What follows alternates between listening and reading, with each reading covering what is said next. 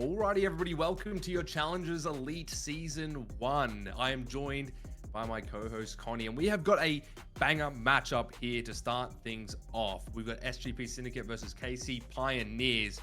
Talk us through this roster, Connie, or both of these rosters, I should say, because they are stacked. Absolutely. This is a very unique year in challenges where we do have a lot more talent on display for you all. The big one, the big standout for us actually is going to be Illy on KC Pioneers, a former 2020 world champion. Opted to take most of the start of this year in challenges, had pro team offers coming through the front door by, a truckload. But this is one of the more personal dialects that we love to sort of explore and look into is even in the challenge community. Why is a world champion in challenges? It's by his choice. He wants to get ready, be 110% ready for the Pro League when he returns back. And he's already on a number 3 seeded roster. SGP Syndicate is, of course, number 2. So they are pretty much in the top 3 across the whole of North America with players like Exceed, Yuli, Diamondcon, Rex. And when we look at the entire lobby in itself, 8 out of 10 players have been in the Pro League at one point or another, floated around different rosters. Maybe, of course, I've not seen such great success as Illy in this lobby, but we can definitely mention again as well, Standy winning a Major 4 championship back in Cold War. This is a title that he's very familiar with and an engine that he's very comfortable on, already a proven major winner. I'd have to say this is definitely one of the more intense head-to-heads with a lot to prove across both teams. Yeah, I think that's also a bit of a point of contention, right? That just because you have all the best players on the team doesn't mean they all work together. It's about building that chemistry as well. We're going to take a look at the maps as well for this series as we set things up. And it's an interesting set of rotations here. Hacienda, first map up, Connie, followed by a red card and a vault. If it goes the distance, we've got another skyline and vault for this map set. I gotta say it's interesting. We're seeing a little bit more Hacienda now being played. It's added to the map pool. Of course, very old map, Black Ops 4, but playing on BO6, different movement, different, completely different game. So everyone has to get used to it still on a new COD. Strange to see Hacienda at least fit so well for 4v4, considering its original intentions designed to be a 5v5 map back in the first Call of Duty that did have 5v5 in its official circuit rules. The movement just, I guess, makes up for the actual difference in map size and, time to reach certain points and overload situations. It just works so well, and it goes to show you just how much a map can stand a test of time in its tenure. But what makes it even special of Hacienda in the pool for this year in Black Ops 6, again, it was designed for 5v5, now in 4v4, it somehow still works. Just again, a huge hats off to Treyarch and the development team for actually creating a wonderful piece of engineering. Hacienda definitely up there. Red card and vault for maps 2 and 3, and this is sort of where the tone shifts a little bit in the series. You've got smaller maps, but more tense and more higher, precipitation of understanding where the players should be and what should be said, because these two maps again demand a lot of tactical knowledge, great system knowledge, and this is just one of the better series to have the first 3 maps opening on. Well, kicking things off, a Hacienda Hardpoint will be one of those maps where it could be a very difficult start for these teams. I could imagine you're getting in, you're feeling each other out, you're getting into the first matches of the Elite here as well. It's a very, very difficult time for these teams, right? You want to solidify yourself early on in the season to be that team on top, right? Anyone could be it. We're looking at 2 absolutely star-studded rosters, and one of them is trying to make their mark right here, right now. And I think this is a great match to start things off, at least for the Elite in general for NA. I think it's a massive, massive matchup, and I'll be interested to see how these teams are going to approach a lot of these newer maps. I think that was the biggest contention for Black Ops 6 was the map selection, the map pool. Wasn't great, was kind of the consensus, right? I mean, people weren't enjoying the maps, weren't thinking that they were up to the scratch that they were kind of expecting, especially from Treyarch, who's been notoriously pretty decent with their maps. Kind of dropped the ball a little bit on their release maps, but that's the beauty of COD. Now we can snowball, we can get some more maps in, we can get some more rotation in there. Hacienda being one of them, as you said.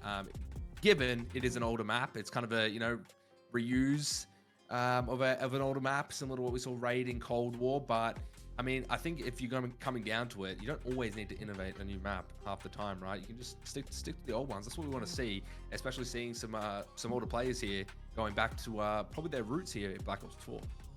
I think that's one of the greatest points to bring up in terms of map design and map flow. We did have Raid come in Cold War season, but when you look at the entire map pool for that point, I think the community was kind of dying for a legacy map to return into the pool. We did have Checkmate that year. We had Garrison, and these are two very fast maps that fit well in Hardpoint. Search and Destroy wasn't really comfortable because of the actual exposed points across the map, and the geography itself only really had 2 layers of verticality.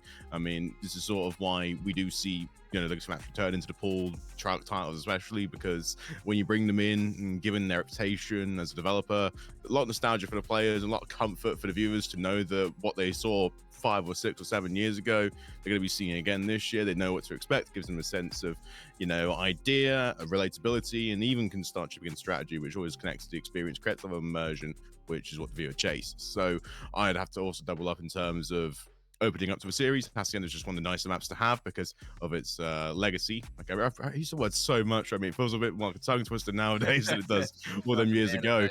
Yeah. But you have to respect, you know, this is sort of like transferring strategies from then to now, seeing what the new gen players can develop and strategies that can be made from, you know, a brand new cohort of players and their tactical process to thinking and their strategic underlying. I mean, there's clips of Shotzi going around in Hacienda, trying new things, finding new nerd spots that weren't there 5 years ago. And it's just that level of adaptation nowadays that we have across all these players in 2025 that back then, I mean, you could even really dream of, you know, the level of improvisation that can be made. Now it's happening. Yeah, and it's also a bit interesting as well, right? As you said, the 5v5 and also the specialists being in that game as well. You got to start to think if they kind of had the maps in mind, you know, kind of side by side with the specialists. How are they going to work? How are they going to operate? You know, Hacienda's been in the game a little bit now that players have gotten used to it and been playing on it fine and stuff like that. But I just think it's kind of an interesting thought that you know, the map was made with a completely different Call of Duty in mind and now being implemented into a Call of Duty at the highest level, played competitively in a 4v4 setting with all this omni movement and you know, completely different mechanics. It just seems a little strange. But coming into this, I want to let you take the wheel here, putting the pressure on you because I don't want to take the blame here. What do we think about predictions here? While we get this lobby started, I think it's almost up, but Hacienda map 1 or the series, you take your pick on what you want to choose here. SGP or KCP, you can choose. What do you think about a quick prediction here, Connie? I think predictions have to always be thought out in a sandwich layering process. When I actually look towards KCP's roster, of course Lily's on there. We know how talented Lily is, and we've seen him for the last 5 years. Turned from a rookie in the very end of Black Ops 4 into his full rookie season, getting picked up by Crimsix and Clayster for Dallas Empire in Modern Warfare. And it's one of these players that you put against Rivalry and Optic back in the pre-COVID era, and one of the top, you know, prospects at the time, now turning into more of a veteran-like play. And it's been 5 years, and he's been through lots of challenges with the original thumb injury lasting him for MW2, and even the consistent team changes from 2023 all the way up to now, taking a bit of time out as well out of the last game after get dropped from Optic. I mean, there's just so much catalog story on this guy that you can completely understand where, you know, you can view and assess him. Still one of the greatest players in the game to ever touch the game. He's wonderful on a Treyarch engine. Same as well, can we say for Standy as well? He won Major 4 back in Cold War. He reverse swept Toronto Ultra in a 5-4 grand final on this particular engine as well. So it's just a lot of players that are coming in with you know, lots of trials and tribulations the last couple of years, but coming onto this engine, they feel a level of comfort and a level of respect, which is going to really reward them. Well, without further ado, I think that the match is starting, so we're going to kick things off with a Hacienda Hardpoint momentarily. And as I said, if you guys are just joining us, massive matchup here. SGP Syndicate versus KC Pioneers. Star-studded rosters all round on a Hacienda map number 1. I mean, I've got to say, this will be the test here for me to see how the series is going to go. As you said, we've mentioned some of the big names. We've seen how they've played on the highest levels.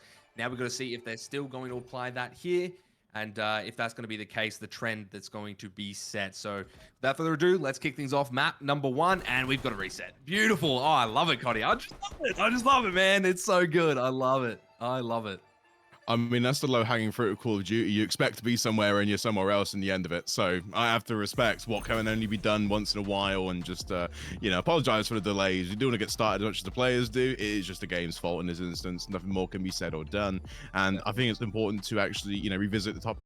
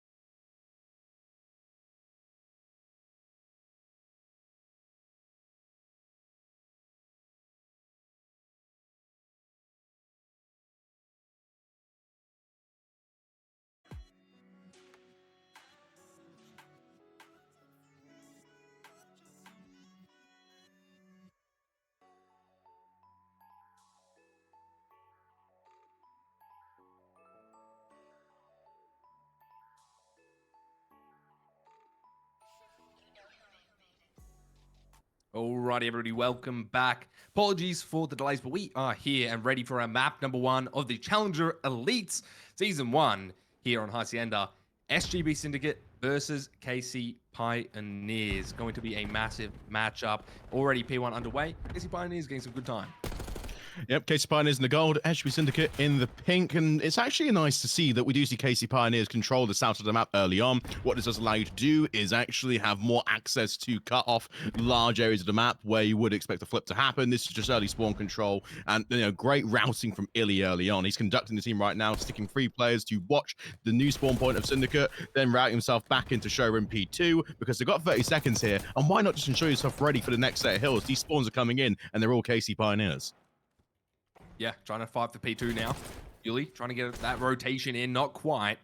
Brack doing a nice job of shutting that down. Everyone set up from KC Pioneers, already having a pretty dominant P1. Grabbing these kills towards P2 would be massive on the rotation. Dropping 1 player. Now you can see everyone funneling through the back, Connie. This could be a massive series of gunfights here to try and get this P2 time. Exceed now deep in the back, finds Illy. Massive kill from him. Some shots go into Brack. He's now weak, has to back up, and you can start to see the squeeze coming into this P2 as the subs come on in and start just wrecking havoc on this point. And it's a nice break for SGP.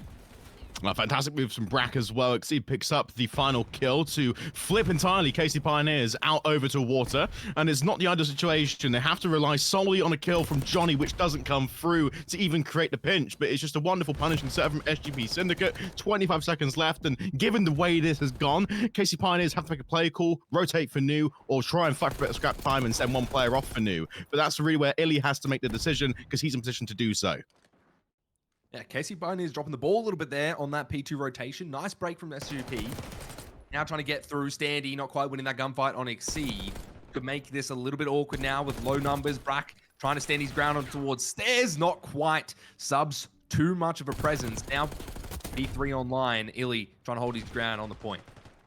Oh, tough now. Final 1v1 actually for initial, and this is where Syndicate have miscalculated the spawns. Great timing as well for Dylan to cut him through the middle, but KC Pioneers are spawning by archers, so this could be quite the awkward engagement, if you will. And given the way the P1 went, it was all KC Pioneers, P2 is Syndicate, and now we're seeing Syndicate install their setup of 2 trophies down on the point, and they're now starting to flood out through the tin house. And this is really where KC Pioneers have to get a well-coordinated set of kills to even have a chance of breaking on in. Thus far, though, Syndicate, they find the necessary kills and they lay prone as well to avoid any sort of overwatch.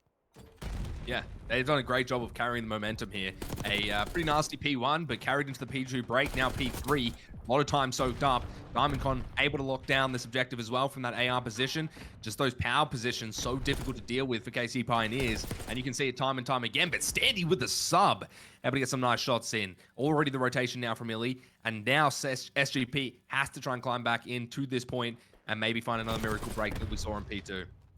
Oh, listen, Yuli's the person actually making the routes for SGP, but the biggest problem that we've seen so far is Standy's position. He is on the man marking duties. We've seen him as well as a submachine gun player be on the more medium pace of the pack. You know, he's not particularly fast, but he's well calculated and telegraphs his moves across the map. And when you look at the numbers as well, Exceed still phenomenally performing the best so far in the summit, 14 and 6. And this is really where KC Pioneers now on this final hill of the first set of rotations are starting to overload. They know again, there's only 1 lane of attack. They're going to put 2 iron sights on it, and this is where the kills come in. Standing on 5 right now, looking for a Hellstorm. A great performance as far from KC. Yeah, that was just a slaughterhouse at the front of the point, and KC Pioneers doing a great job of grabbing themselves back in the match. I mean, it was never really lost, to be honest, but SGP just struggling there on that point. Brute forcing through the front, not quite going their way, and that's what we're seeing here. P1 back online. And this is actually, quite a story in the first set of rotations. KC Pioneers went 40-0. They actually held a 3-man setup watching the tin spawns on Syndicate. Syndicate then broke through on P2 through a wonderful kill in lobby and then all routing through the back to hard block. And then on P3, KC Pioneers, it was a bit more even. They actually found themselves in a spot above her once the SGP Syndicate had 2 trophies down and they were playing prone, ready for, the team to flood through 1 lane. It was a great prediction. And then P4 was just KC Pioneers and Standy just stealing the entire show. Now you're to P1. It's a similar tale of events. It's a contest with P2 spawns. Always going to be a repeat offense, and this time Syndicate have got it. I'm going to say as well, to note, Standy did pop, sorry, not pop, but has the cruise missile in his back pocket. So if KC want to drop that whenever they can, It's going to be pretty nasty for SGP to deal with. A lot of these points are pretty open, so it's going to be a difficult situation if that comes into play. But so far, KC just doing a great job of continuing to hold this lead, continue to increase that deficit. SGP at least grabbing the rotation here. But will we see a little reverse here? KC trying to be the ones to break onto P2. They're already making a very wonderful move of it. I mean, there isn't a million to be made because XC's already started touching time, and KC are very tentative. They have to find all the kills through the smoke, but that nade was placed perfectly. Exceed with free, Remy. That is just insane. Now they're seeing a cut off as well. Diamondcon's pushing through mid, ready to find the spawns and water, and it's just, you know, the perfect coordination. Exceed done all the hard work, and KC are suffering for it. One last sort of hero spawn for Brack down south, and a 1v1 to win. Not going to be the case. 20 seconds scrap time could be theirs. Exceed is a player that has time and time again proved that he can be the difference when it comes to a team that he is on a roster that he is a part of. We've seen it in 2022 champs in Vanguard. He was the one that was really being that pressure for the Toronto Ultra squad in that champs as well. And he just has that ability to take over. We're seeing it here, 21 and 11, and he is making those star plays that they need to continue pressing the attack and making this a difficult match for KC, dropping the lead yet again. Dylan actually picking up the cruise and trying to use it there, not quite gaining as much value as he would like. Don't believe Standy's used his, so he still has that in the back pocket if KC need, but this is another hill that's been taken by SGP, and they're grabbing a lot of time here. Oh, SGP does so much to control spawns. They've actually played for splits here rather than an overload because it's really easy to control, you know, 2 spawn points rather than 1, given just how this hill is structured. If you were to fight from archers, you stand a chance of breaking, and SGP Syndicate understand that. They then again, for this hill, chain another good rotation and hold. 20 seconds of scrap time will be theirs, but no, that's where Illy comes in for a wrap. The players are sort of split now across the hill. There's equal numbers either side, but SGP Syndicate have made the decisive play call here to try and cut off for rotation. It's a spot where Stanley doesn't win the gunfight, and it's going to be a foot race now for the next hill. It could be a huge question mark and a swing factor for SGP Syndicate. Massive kill for Exceed, cutting off that rotation, just catching that player off guard. Now you've got Illy trying to push up, but Yuli off on that off angle, just doing a great job of dealing with that. Johnny in the backline though, 4 streak for him as well, so this could be a bit dangerous. Brack trying to make an angle here, has to get aggressive in the point, not really where you want for an AR. We'll see what he can do. Gets in, finds one with Exceed, trying to get the pre-fire, not quite. Diamondcon, and Dylan Rex doing a great job of cleaning them up. Yeah, don't ask me where that came from, mate. I might get in trouble. I'll tell you what, I do love watching some fantastic Call of Duty, and at this level here in Challengers, it's, you know, 2 of the top 3 teams in the entire North American region. Bare even the world as well. Julian Dylan staying on hill. Diamondcon pushed in mid. Again, it's another punishing setup that's designed to cut off players from, you know, the original point through middle, and Diamondcon is the player that collects those kills. And it's just, you know, wonderful transitional play here from Syndicate. They actually wait around the corners, throw the stuns perfectly, stall KC Pioneers, get 3 kills, as you just saw there. And despite the team kill in the end and the awkward spawns, now they know that Syndicate have flooded mid. Going to be hard now to take. Their plan here to really exaggerate this 50-point lead. When they cross 210, and this margin is dangerous for KC Pioneers. But 4 dead Remy, simply perfect. They're spawning down the fences, and at least another wave of attack here with 2 players splitting through the bottom middle and through lobby. Yeah, P1 online. Great sun check from Brack there as well, a little note. But Yuli now trying to push on back. They're not actually grabbing time, they're leaving it wide. Don't know if that's great for KC Pioneers. You had a lot of pressure there that you haven't really capitalized on too much. You're dropping some players, trading out. Really need to grab that time. They are now, but Exceed now coming through the back is able to get 1 kill. Looking for maybe 1 more, gets caught off guard by Johnny. And the subs are just running amok on Hacienda right now, being very difficult to lock down for both sides.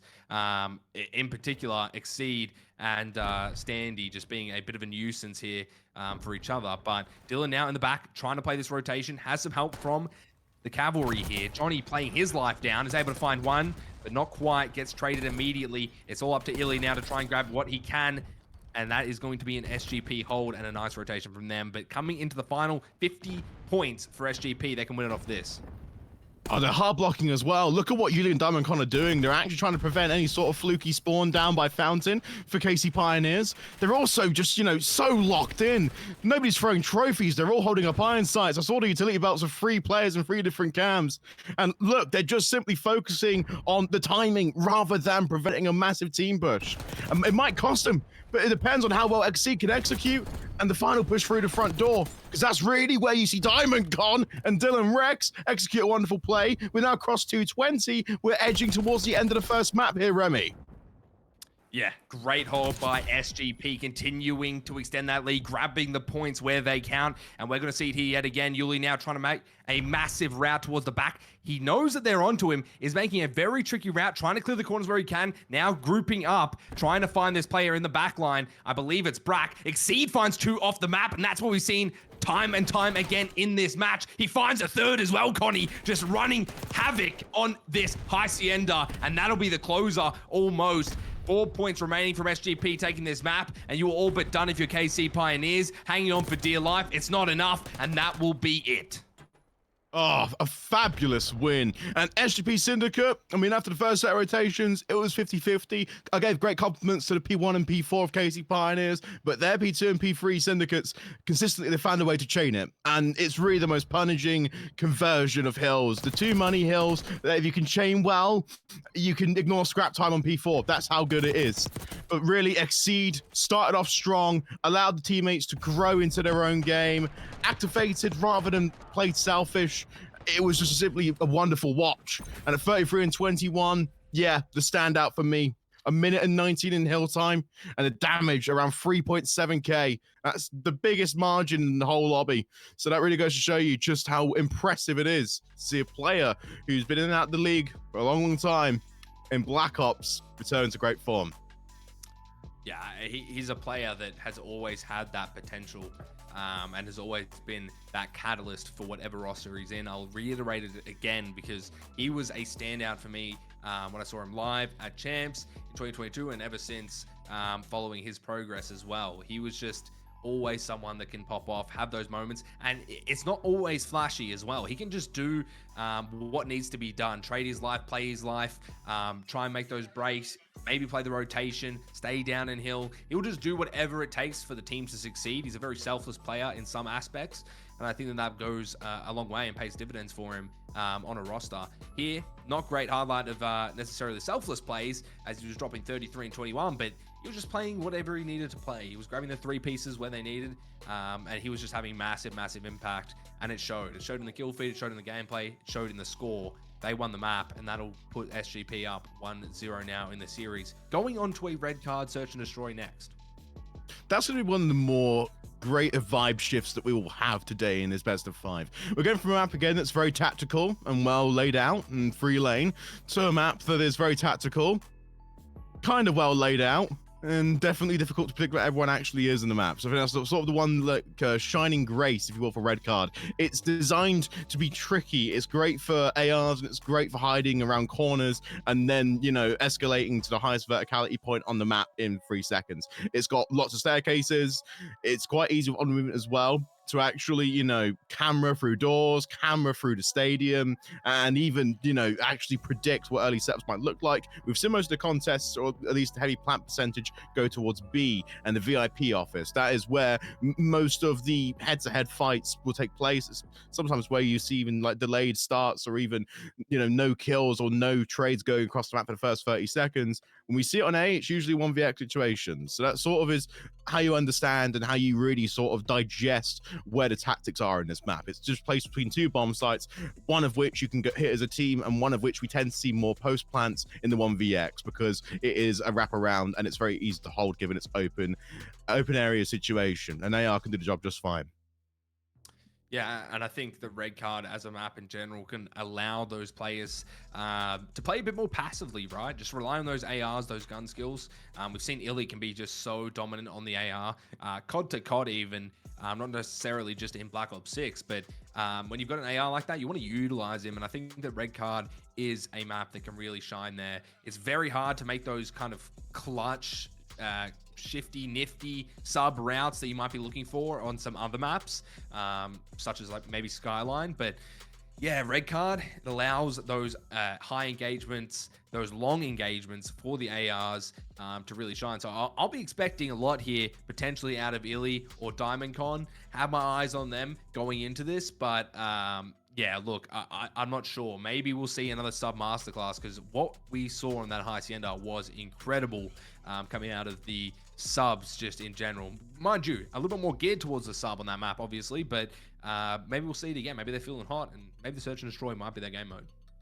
Oh, yeah, absolutely. It's a wonderful take to have. And it's actually a lot more unbiased when you look at it, given the state of play and just where the teams are right now in current Call of Duty. Start 2025, a few patches, a few weapon tunes, but above all else, we're starting to really understand now where the players are applying their strategies in each map. You know, there's a big picture operation happening for both KC Pioneers and Syndicate in this best of 5. And it's ultimately, again, sort of a level of sports psychology where you would hopefully allow room for the players to see where the win opportunities are and what the win conditions are. And establishing the win conditions early on in 5 rounds of an S&D map, you'll tend to have a lot more of a composed gameplay and a lot more calmness to any sort of uncertainty you might face, whether you might die early on from a set nade, or if you're really struggling to find the players in the 1v2, you can understand, again, just how you can sort of plan the round out rather than think in the moment. Although it's beneficial for a long-term strategy, again, KC Pioneers and Syndicate are at the top of their game.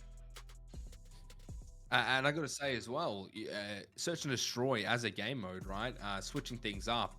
We know that Illy has been one of those players that has been dominant in Search and Destroy throughout his entire career, right? I'm pretty sure he came up in the Search and Destroy scene, getting into competitive Call of Duty that way, and has been one of those S&D kids, if I'm not mistaken, since then. So, you know, this is the bread and butter, right? Coming off of a loss, KC Pioneers, you can reset. I don't think mental's going to be a massive factor or anything. It's not a crazy moment, but you know, it might be, right? The momentum might carry for SGP, but I think the KC can take this moment, reset on the Search and Destroy. You've got a red card. You know that you can play passive. There's not going to be some surprising, you know, crazy plays that are going to catch you off guard necessarily a lot of the time.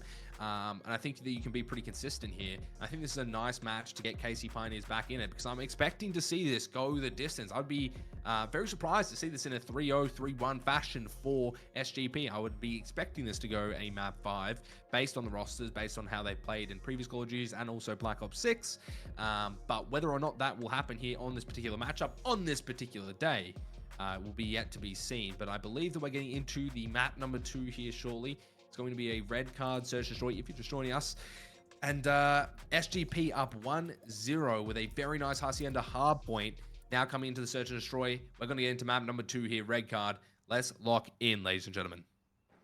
Oh, fantastic. Here we go. Defending his KC Pioneers in the first round and Syndicate on the attack. We're seeing Yuli with bomb. Again, the standard bomb carrier for many teams across many iterations of Call of Duty. And they're already floating towards over the A site. 2 players on B for KC Pioneers, and the set days will go high with no contact just yet, but aggressive push for KC Pioneers. Able to sneak through. See, they get noticed here momentarily by Brack. A nice nade might come out into play here. Some good damage. Shots come into the legs. Dylan Rex gonna drop. Now one more. Ego Chell from Brack. Gonna try and play his life. Needs some help. Needs it now. Standy will be the player to come and help him. Now it's a 2 versus 4. Turned into a 2 versus 3. Diamond Con grabbing one off screen. Now coming in for another. Chow onto Standy under the stairs. My goodness. Now a 2 versus 2. KC Pioneer struggling here. And it's just lovely to see. Syndicate as well have got the outside map control. And they're sort of flirting with bomb, but KC Pioneers are opting to stick to 2 and create a deep flank. You know, with the player up high and Brack and Illy sort of running around, Dylan Rex is creating a lot of audio cues here, and it's a lot of patience you have to coincide. Brack's position hasn't been even alerted yet. They're still flirting with bomb, but this is where it gets tricky now in a 2v1. Commit to a site, but Brack's on the hunt. Coming through. B will be the site of choice. 7 seconds. I have to get the plant down now. It's a good switch. Brack could stop the planter here, and he might. Wow. He might get his life, and KC Pioneers deal it right under their noses. Wow. That is brutal. I was about to start, I'm not going to lie. I won't lie to you. I was about to start rinsing KC a little bit. I was going to say 2v4. Should not have lost that. Never mind. Brack, the hero, saves the day. Wow. And I was about to say, that is literally the only play. He comes through, checks A, I believe, then comes through and obviously gets the planter. Just not really covering that angle. Of course, many angles it could have come from. No information to go off of, but wow, what a round to steal. Oh, I know. This is, you know, sort of, you know, a nice cadence to Brack's playstyle at S&D. He's a very elusive player. Will never really take fights in 1v2, especially if he's defending. If he has a, you know, good recon on both of them, there's where they're going to plant. He'd rather run the clock down, find a kill with 3 seconds left and have no room to plant or even find a kill. So it's just, you know, textbook opener and definitely a bit of a mind tilter here for SGP Syndicate. Still though opening this 4v4. A stun check on Exceed though really slows progress in mid for Syndicate, but somehow Yuli finds the first blood. Getting out with his life there is massive as well. Not only does he find the first blood, gets out with his life. And now you can see Johnny trying to find that re-engagement towards middle. You're left with one player down. There's a lane left open. There's an angle that you're not checking. Could be very dicey if you're KC Pioneers, but it looks like they're trying to switch this towards B, and they could run into a few plays here, Connie. I think that's really interesting because they're trying to find room through 30 to get leverage back into the ticket box, but really in VIP and B, Yuli's just playing passive here, but he's playing from a spot where it's so easy to head glitch and find a kill, and that's where Johnny can even get control of the room. Although SGP in a spot or in a 3v2, they've lost lots of map control, and they can somehow find a way to get back in form.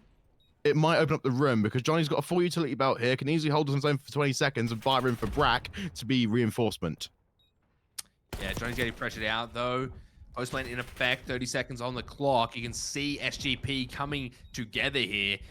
Syndicate is the name we're watching right now, but Brack just channeling everything. He's been the man that's been dominant in this Search and Destroy so far, winning that last round, now getting a nice two-piece there, but now it's 1 versus 1. Dylan versus Johnny. 11 seconds left. All he has to check at 7.5. Doesn't let himself be exposed, and he will not get the defuse. So a nice round from KC yet again. And behind you, a round that they probably shouldn't have won. Dropping first blood, then a 2 versus 3. They knew where the information was, but SGP just dropping the ball a little bit. And once again, it's because of Brack. And it's just impressive because my sort of understanding and reasoning and logic behind that round was SGP Syndicate. Yes, it was Ruby 2, but they gave up so much map control to find those 2 kills.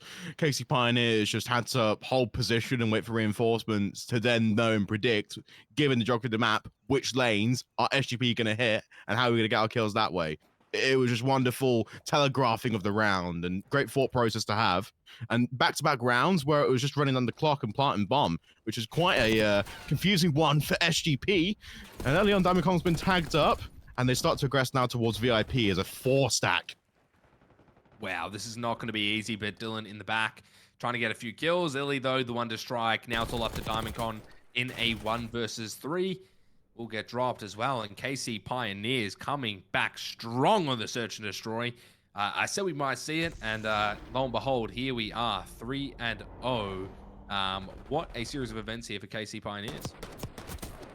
I'm not going to really deny just how intelligent it was to even have the understanding and knowing, because they really tried to overwhelm VIP. SGP set strat was just to get there, find a trade, and get back control. That was the mistake from last round, but KC, they had the ARs there, and it was just so impressive to see the pre-fires and even the head glitches, just how overpowered it is to get this room and get this bomb site under control. And given the 8 corners to check from one sliding door, it's just a very challenging, thought process to deal with and even challenging act to do.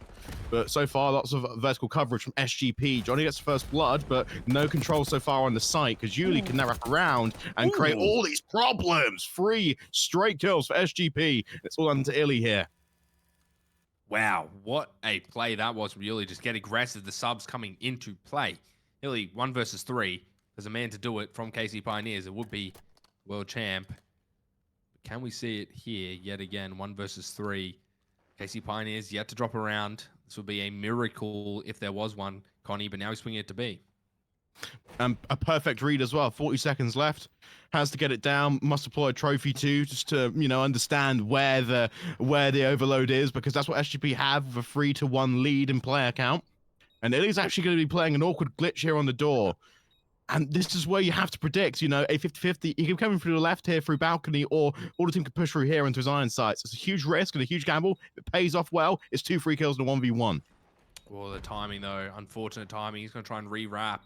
Checks the bomb, but now the defuse coming in. I don't think he has enough time to pull this off. Trying to get around. Yeah, that round is over. If you got that kill, maybe, but yeah, very different reality that I would be living in, thinking through that thought process. But 1 to 3, sorry, for SGP, and a nice round to bounce back, and they just played the numbers and finally had an advantage that they could snowball into a win. It's just unfortunate mistiming there from Illy. If he ran about 6 seconds earlier on that pathing, he would have gotten 2 kills on the pinch. Unfortunately, again, as he left, SGP just walked in, hung their coat up, put their hat on the countertop, and just started defusing bomb. It really was one of those sort of clinical rounds with not much thought process beyond the immediate pressure in front of you, which there was none. And then when a 1-3 scoreline, though, again, KC have a nice firm lead, but SGP are now starting to understand their pathing and predicting their tactics. Seeing Dylan Rex as well, taking the lift up, conventional. But so far, no engagements and no set nades. Very slow round, more for precaution and tail to the wind. Yuli opting out for the AR this round. Now trying to push up, and they're just swinging this completely towards B. No one really from KC Pioneers ready to defend this. They're going to try and play the retake. The bomb's still not going down, but now finally they got the trophy system in. Diamondcon is now getting that bomb down, and you're in a post play, 45 seconds left. KC Pioneers now in a 4v4 retake, and they've got every angle that they have got to clear and try and push on in and find these gunfights. It's going to be so difficult. You see Yuli just laying down some good shots. He just plays his life here. What can you even do if you're KC Pioneers?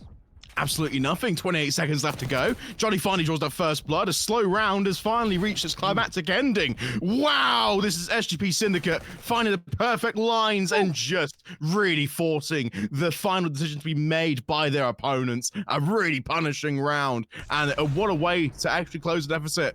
I mean, there's all Uni this round, just playing beautiful behind the environment and not over-forcing a gunfight, making their opponents overextend and just simply popping up and getting the submachine gun out. It's what he does best. His pathing is one of the top in North America, and his predictions as well in terms of S&D. Yeah, this is a top player. We're now going to the final. Well, it's not the final round. Apologies, my friends. I'll say we're going into the 6th round. It's definitely one of these breakdowns, analytical mode. Getting a little excited. No. We all love COD. We all get there sometimes. But I mean, I gotta say, an absolute blinder of a S&D so far. 2-3. KC Pioneers blitzing the start here, 3-0 up. SGP probably with some rounds that they could have had under the belt. Now finally starting to claw themselves way back in it. Getting some crucial rounds here. And already you're getting a trade in for Johnny and Exceed.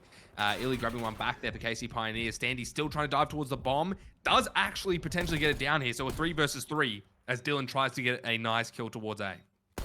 Oh, impressive. They have control as well. Over the... Oh, this is not good. Given how KC Pioneers have just pushed this, HB Syndicate were planning to have complete overwatch as well of the fairground, footy, and stage. But now they've actually aggressed, and this is sort of where you have to commit to the objective here. 25 seconds and a perfect hold for KC Pioneers, and Syndicate have just, you know, again, routed deep, and they've predicted the 2 hiding spots. Oh, clinical finish. And this is how we make it a 4-2, a very convincing round. But simply put, SGP Syndicate, it's going to be a 3-3. KC Pioneers, momentum is completely stopped, and they've now just got 3 in the bounce. Yeah, I got to say, very unfortunate timing for Brack. He was checking that, he was holding that, he was waiting for that moment, turns around, COD timing, we've all had it. Yeah, brutal for KC Pioneers. But I got to say, somewhat similar situation for KC Pioneers, the rounds that they won. You know, not to take anything away, but a bit of luck involved there, or a bit of timing involved there, I should say. Maybe not luck, but now it's swinging to the favor of SGP, and we're evened up 3-3. A very crucial series of rounds coming up as we try and break this tie. SGP 3 straight, Pioneers to start things off 3 straight. Now we're seeing the offense coming in from SGP. What do they have? Brack up close, looking to try and get in the action. Standy already under some fire, but he swings out. That'll be the first blood. Exceed dropping.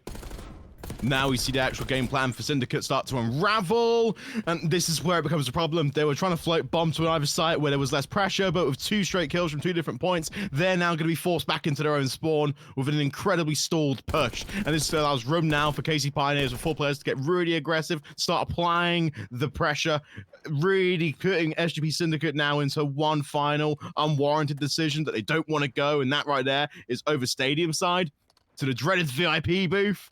Yeah, they're still thinking. And that's just KC Pioneers again. A man advantage and full out control. Very tough spot for SGP Syndicate. Have to find the one hole in seamlessly and unlinked chainmail armor setup.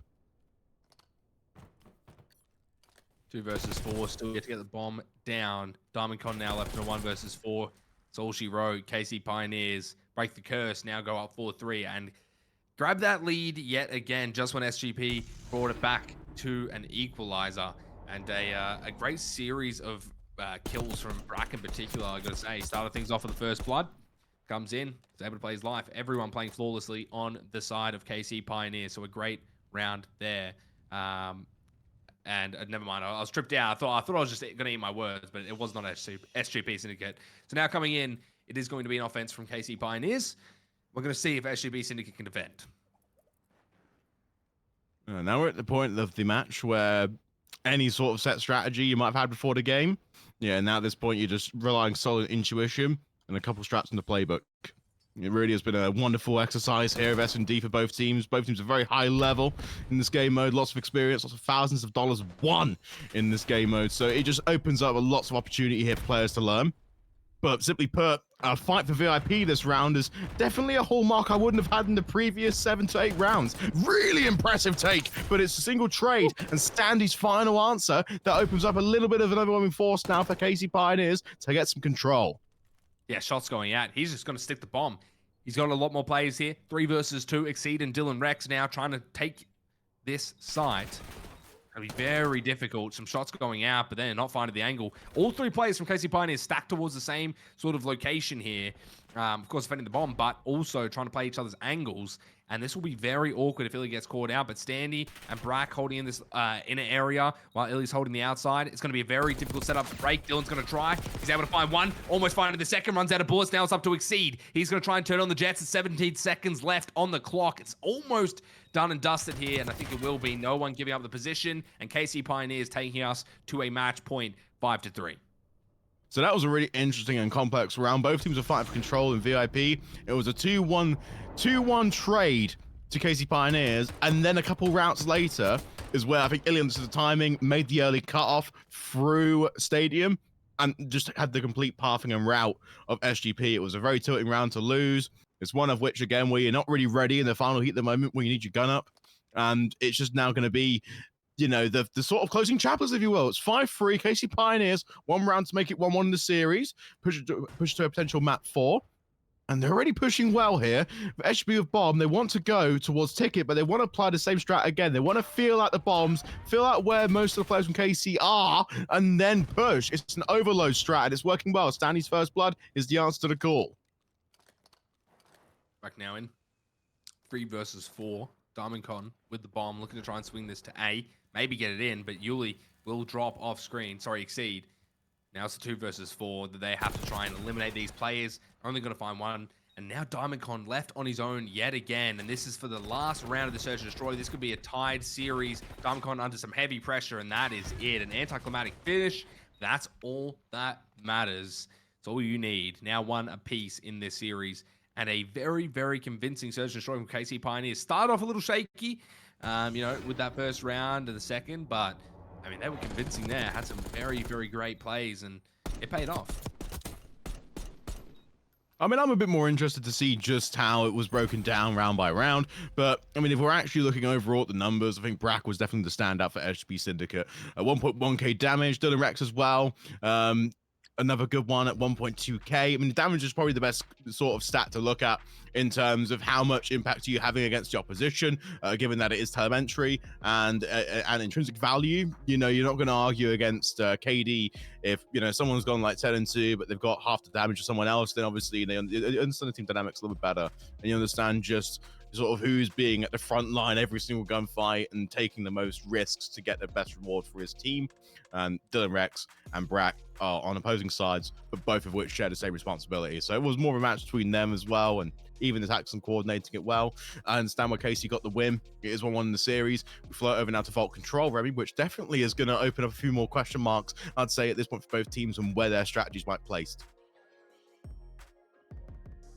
Yeah, I mean, I got to say, for that match in particular, it really just was up to the S&D prowess of KC Pioneers. It paid off. Coming into a control, I don't know how I see this going.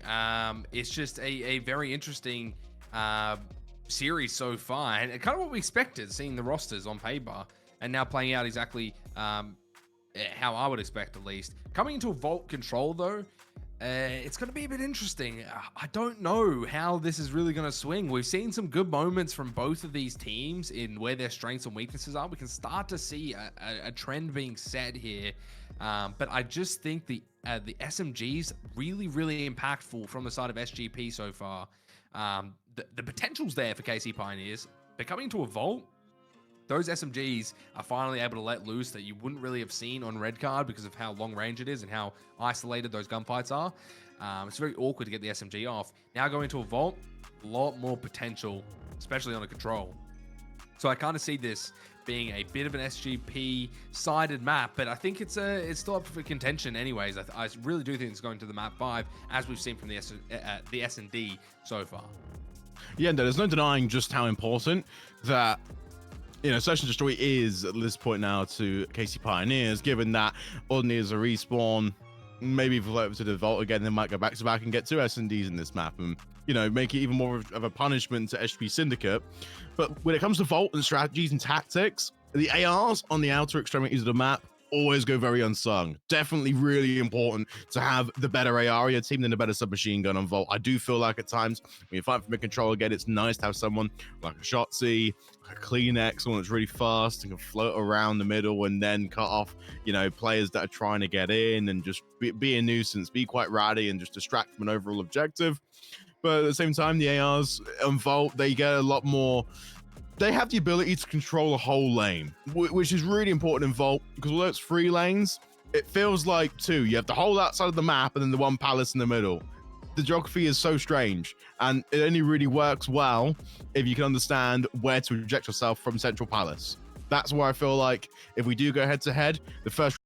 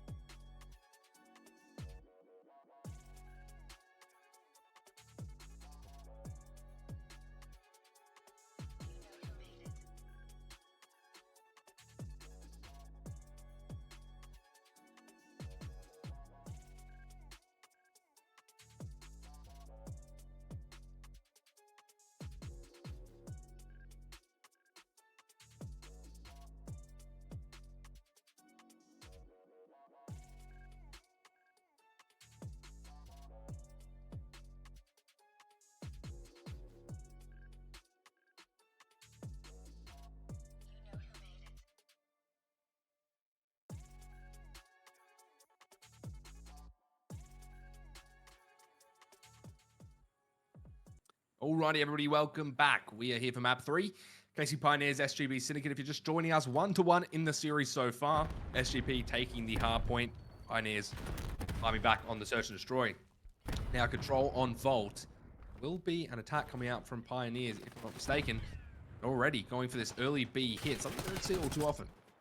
Yeah, exactly, because B is just glittered with potential hazards. You know, you have 3 vans, which are easy car bombs. You have the player again, which can sit in the extremity tower guard wall outside of Palace. And, you know, 2 more positions after that for ARs, which just cut off the whole lane. Whereas much of its play in A have 2 roaming submachine gun players floating around this area here and around by the pool, and then floating around to the east side of the map.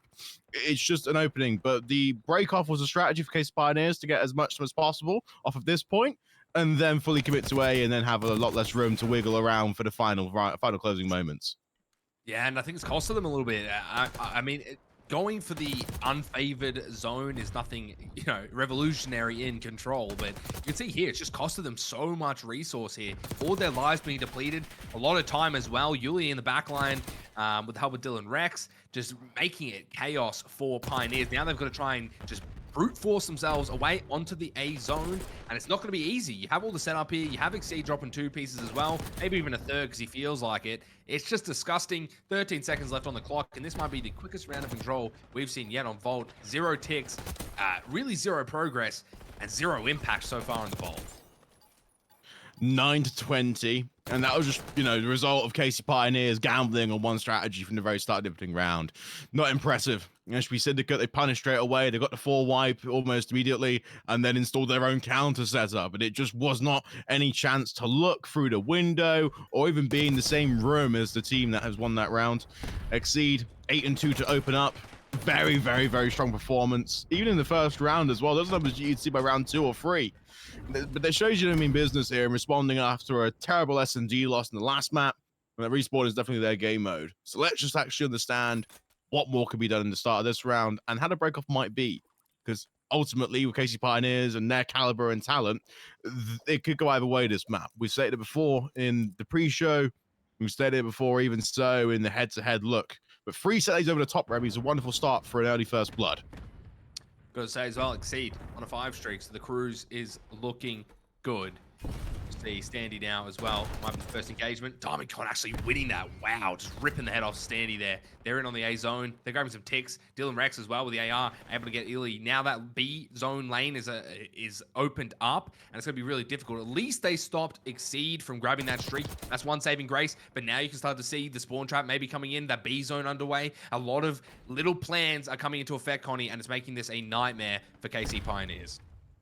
All isolated ones across the map right now. You're seeing Standy as well take care of business in mid. Then it's again Johnny taking care of Dylan Rex, and these kills light up KC Pioneers for the first wave of map control. They're now adjusting over towards pool because we want to try and create a trap for Syndicate to keep funneling through for immediate free kills. And their focus right now, Syndicate, is completely off the objective. They're playing team deathmatch and they're playing a really terrible strat with 40 seconds left. They have to focus right now and regaining this control. You know, fighting for every single inch of room they can get. Connie's just sitting in the pool. No one's doing anything about it. But hard to know if it's a lack of communication or, you know, just in the moment, but not able to get clear of Johnny. Finally drops, but Illy grabbing a 3-piece for his own. Massive for the side of KC Pioneers. And now we're starting to see a similar situation to what we saw last round. That trap was set up. They got punished somewhere through the middle of that round.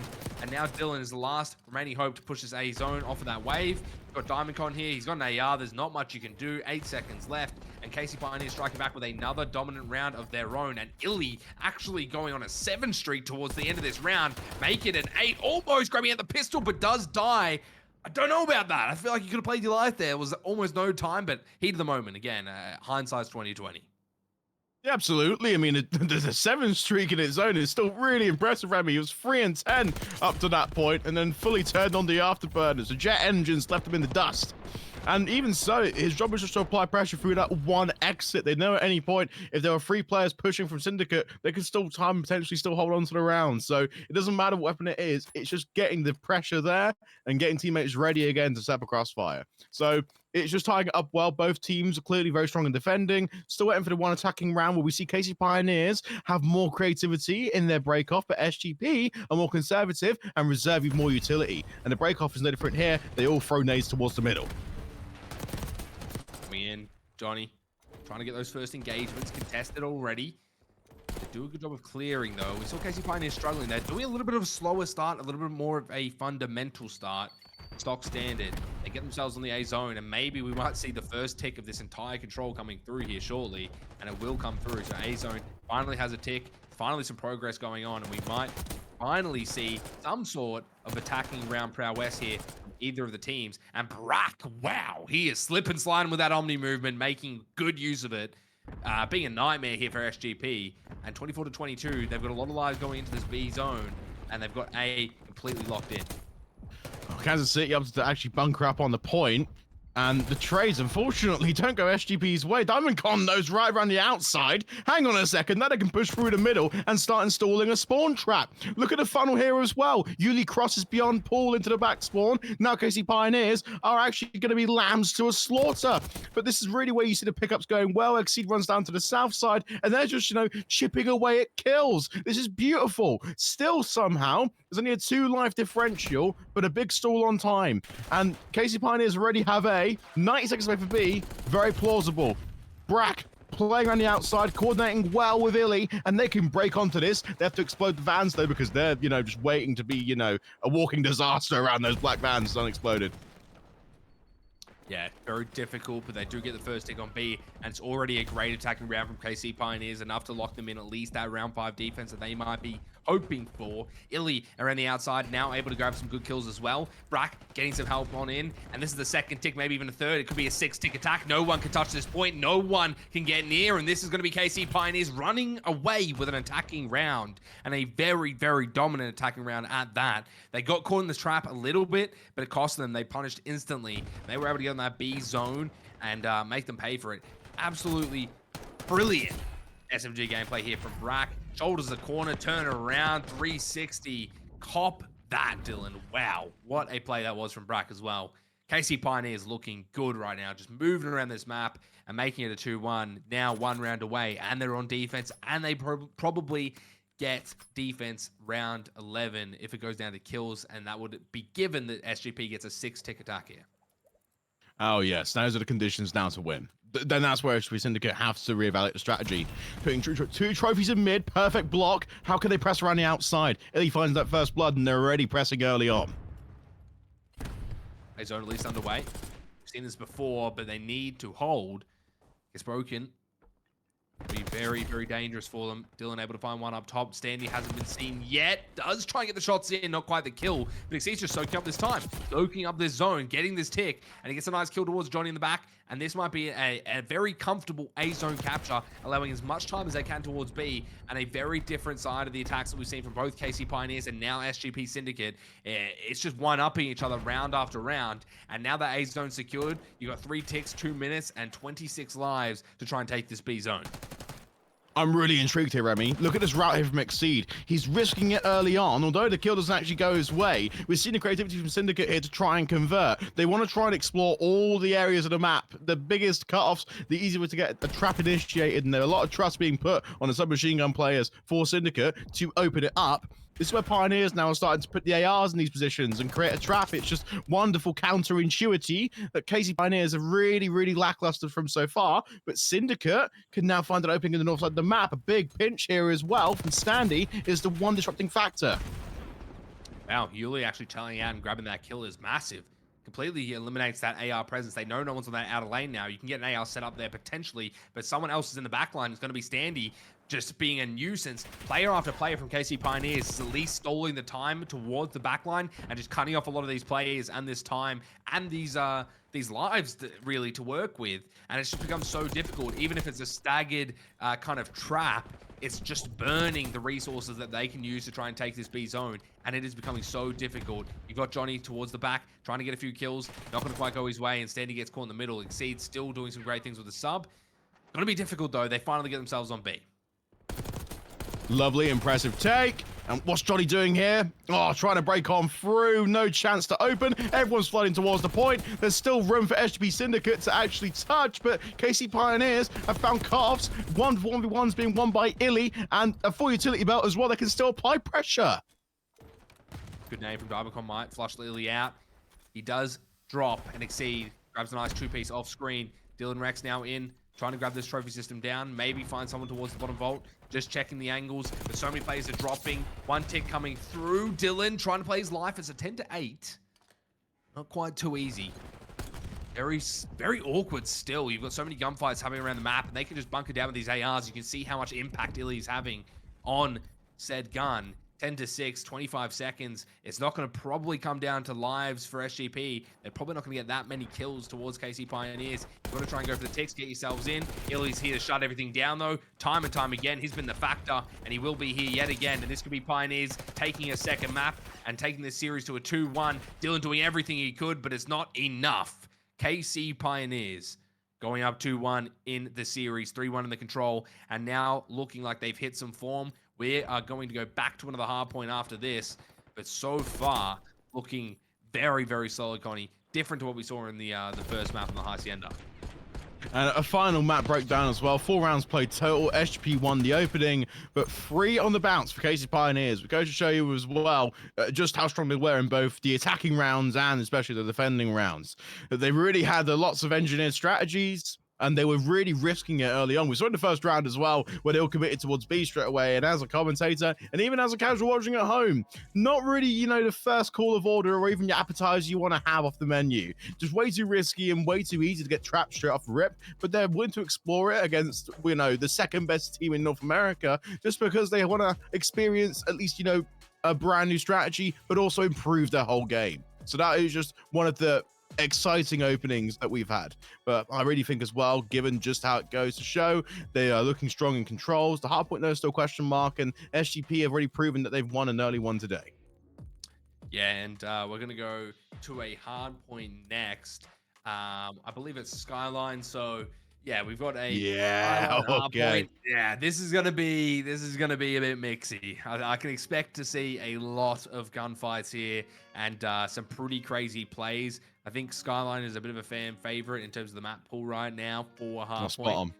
Especially the subs and the ARs, right? You kind of have a place for everyone. And we're going to go back around to a vault if SGP take this map. But so far, match or series point for KC Pioneers, and they're looking pretty solid of these last 2 maps, given the hard point wasn't quite going their way. But I must say, if we take a look and kind of break down that hard point a little bit, Connie, they were on a lot of the rotations and playing the fundamentals a little bit better than SGP until maybe you could argue the end half of it. But definitely at the start, they got a lot of time on P1. They had the P2 rotation. They tried to get in on the P3 rotation and then got P4 rotation. You know, unfortunately, SGP just break on in and just gun them. But if that's not the case, and they look like they're shooting pretty hot right now, it could be a pretty different hardpoint storyline here, and we could be seeing a 3-1. I didn't think it was going to go that way. I thought it was going to be map 5. I'm going to see a Vault Search and Destroy at least played here, but now I'm not so sure. KC Pioneers really shaking things up for me. Now, this is interesting sort of concepts to explore when it comes to the actual hard points. Now, across social media, Skyline is a map that's hated by the pros, but loved by viewers. It's just a wonderful experience to watch, you know, pro Call of Duty being played on it, but the pros hate it because there isn't really much depth to it. I mean, of course, there's verticality and there's pace, but tactically, you know, you can do like 2 or 3 things, and you have to be very, very good at those 2 or 3 things against someone else that has the same mindset as you. But we also understand as well, given the Hacienda, how that played out and why SGP won it. You mentioned the break attempts and how SGP are very, very good at breaking against KC Pioneers. There's two types of break attempts: breaking from the front and breaking from the flank. And we understand now, given their strategy and given their natural play styles, SGP Syndicate's roster love breaking from the flank. And that's what has gotten them, 20, 30 seconds of, contested time, and even, held off scrap time at certain points. They keep hitting the flank on the hard points. And Skyline's a map that opens up lots of flank opportunities, but they're very easy to pick up on this map, especially for a team like KC Pioneers. So they might be able to hold off, given the actual verticality, geography, and even, the set positions of what to expect from player to player, head to head. Yeah, it's all about catching those timings, right? Trying to get towards the back line, trying to do that successfully, or trying to do it, as is fine, right? You've got that underground area that you can really exploit, but trying to do it successfully when no one's watching it, when everyone's on the ball, and as you said, everyone has the same mindset, trying to do the same thing, it's a little difficult. But I think it's just the maps. The biggest kind of thing with them is that they just have this constraint that it feels like you're not able to play how you want to play on them. Feels a little awkward, and Skyline is one of those maps that definitely caters towards that and can definitely be a little difficult for I think a lot of players get their kind of minds around and wrap their heads around, because it is unorthodox. These maps are not your fundamental Call of Duty maps. I mean, you look at Protocol, that looks like a World of War map or something, man. It's crazy. They almost went back in time for that thing. So yeah, it's just like COD to COD, it's not just the gameplay, it's also the maps. It's also getting used to the new metas and the new kind of maps and modes and mechanics that they're putting out there, right? I think that's the biggest test of a Call of Duty player, I've said it before, is the adaptability. It's being able to go from COD to COD and play consistently and being able to adapt as quick as possible. And those who don't, it's just they just fall behind. And that's what we see time and time again. That's why the league is so volatile. And that's why we're seeing some of the best players in the world in challenges, because the league is so volatile due to these constraints and due to these these issues that are kind of fundamental into how Call of Duty is played at the competitive level. But besides that, let's get back into things. We're going to get things started here with a hardpoint map 4. If you're just joining us, it is 2-1 up to KC Pioneers. They won the control and search and destroy. SGP did win the first hardpoint, so we could be seeing a map 5 here. But let's get things underway. Map 4, Skyline hardpoint. Already, given the 3-lane promise of Skyline, SGP Syndicate actually have the worst aside for P1. Given the spawns already are going to be a very, very big talking point for both teams. First one doesn't matter, although Syndicate do have it, is about fighting for control on the bottom side of kitchen and fighting for control up here. And Illy already understands his priorities and locking off early. Still a great start for both teams and a small 5-5 to really kick things off. Back now towards the back. We're going to try and take this player out of hot tub. Still some good P1 time here from SGP. Does get taken out at that point. Standy as well, trying to get pushed up. But still, this is P1 time you're dropping. You've got to worry about P2 as well. Got in your mind for both teams as they try and wrap through. Dylan actually getting taken up from top. And Diamondcon and Exceed trying to do their best to stay alive in that point. Oh, beautiful opening. And now Syndicate are starting to prioritize their numbers again, so holding these spawns by Piano, and KC Pioneers are opting to funnel through vents and funnel through long corridors to try and break in. It's very easy at this point as well, given the over-rotation, Dillarex, and the anchoring that needs to happen here to actually hold spawns and defend the front. This is where KC Pioneers now starting to initiate their first break attempt. They're throwing 2 nades through the front door. No trophies available yet for both teams. They're still very breakable from the end, but a wonderful spot from Yuli is unfortunately compromised. Yeah, I gotta say as well, Diamondcon on a 6 streak at the start there.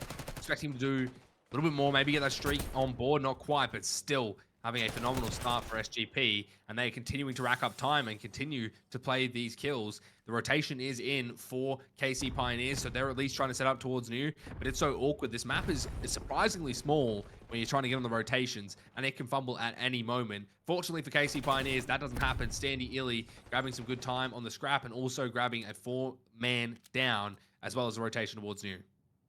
Yeah, it's fantastic work. And listen, KC Pioneers, they're working with at least, multiple stun checks. We're seeing the utility belts to them all. All the stuns are gone in the first life, but the nade is still there. Imagine how incredible it would be to see them actually blocking spawns and nading early onto Hill. If they're doing already a scoreline like this without even throwing half the utility belt, it means one thing, they're actually planning to set up, lots of team kills and lots of crossfires. And again, particularly in Skyline, Remy, it's just absolute perfect thinking.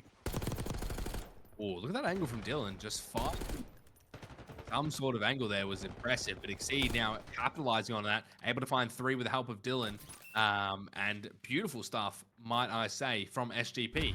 They're able to get themselves back in it. They're able to keep extending that lead, and a nice break. Even if it's for the scrap time, it's still about 25, 30 seconds of scrap that you're getting. It's not even scrap at that point, half the time. So great stuff out of him. Standy's still trying to push the pace as they try and get the rotation towards New as well. It's just a difficult situation, but he gets 4 for himself, and now already starting to look at streaks potentially in the future. Seas tries to route around the back and continue to make this very difficult for the rest of their squad as they start dropping numbers and cannot get the rotators in that they are looking for. And Standy is flying around this map right now with this Jackal and making himself a nightmare for SGP. Oh, Standy hitting form in flow state right now. Looking for a Hellstorm as well, just a couple kills away. In case the Pioneers have started to enforce, a security detail around him to protect. A nice little 20-point lead here. They're controlling bottom very well, but they haven't held the spawns, and that's a big problem. Syndicate can overload from a flank. They now control, and it's 26 seconds of scrap time left to play for. So still very even game here, and you expect them from this position here as well, the setup enforced to hold at least 2 more waves here from KC Pioneers, and it's already been performed so well. KC Pioneers look very, very split, deciding between the next rotation and fighting for scrap. There's not really a lot of cohesion going on. We can see it from the arrows. They're all very split up right now, Remy. Yeah, second set of rotations coming through as well. You're pretty much dead even, 80 to 81. Couldn't be more even if you tried, really. So coming to a second set of rotations, each team fighting tooth and nail. Mind you, KC Pioneers only need this map to close out the series here, and they're trying their best to do that as we speak. P1 online though, SGP with the objective, but not quite. I mean, it's traded right back out, and you can see KC Pioneers just being such a nuisance for this SGP Syndicate squad, and they have to push all these players in and take all these unnecessary gunfights, but it goes their way, Connie. And that's one of the more impressive outlooks to have. Look at what Syndicate are trying to do, leaving a player on Hill with minimal coverage from trophy support. Yuli isn't even throwing his down because he's relying so much on Dylan Rex here to be the aggressor. And it's just a lot of trust, holding an eye in sight without any protection. Again, Syndicate repeating this sort of tradition and this trademark. It's high risk, high reward, but it's enforcing them full coverage on the map. And now we look at the score, still a 15-point margin. KC Pioneers have rotation, nobody's deep blocking, but given the position from Johnny and given the position from Illy, it's going to force SGP Syndicate through the north side of the map and create an awkward funnel. This is their setup, and it's trying to punish them with 2 ARs barreled down on their primary entry point. In the point, it's a good time for KC Pioneers, looking to try and make some money. Hill P2 online, some kills starting to come their way. Got one player, DiamondCon. He's been an absolute machine for SGP at the start of this game, looking to try and make himself aware now. 2 players drop, and you've got a lot of kills to do in the back. Standy able to find 1, Johnny able to find the second, and now you can see 2 more players for SGP trying to find themselves a way in, but it's just not going their way. It's a late 4, and KC Pioneers now grabbing so much time on P2. They don't have the rotations for New, but it does not matter. You can take all this time and be very confident with it and just try and play for a break, and that's exactly what they're going to do, Connie. They played it beautifully, and I just have to admire KC Pioneers. They're constantly keeping 2 players in the hill, and if one player were to rotate out, another one must go in. It's just perfect dancing around the map, and I love it. It's got a nice little lead. Syndicate, though, in this installation of hills, they have control of kitchen. No trophies to hold, so KC Pioneers can throw grenades just beyond counter and actually block spawns. If it were to be that, beautiful Michael Jordan shot 1 in a million to make the game-changing play. But now we're starting to see trophies getting planted down, a lot harder to break, have to use the guns in the iron sights. Yuli as well is pressed up against the wall. He's playing an off angle, which means that KC Pioneers can't see him. He's getting free kills, and they have to cut themselves through pool. They have to find a way to get in, and it's going to be through the most open, exposed spot on the map.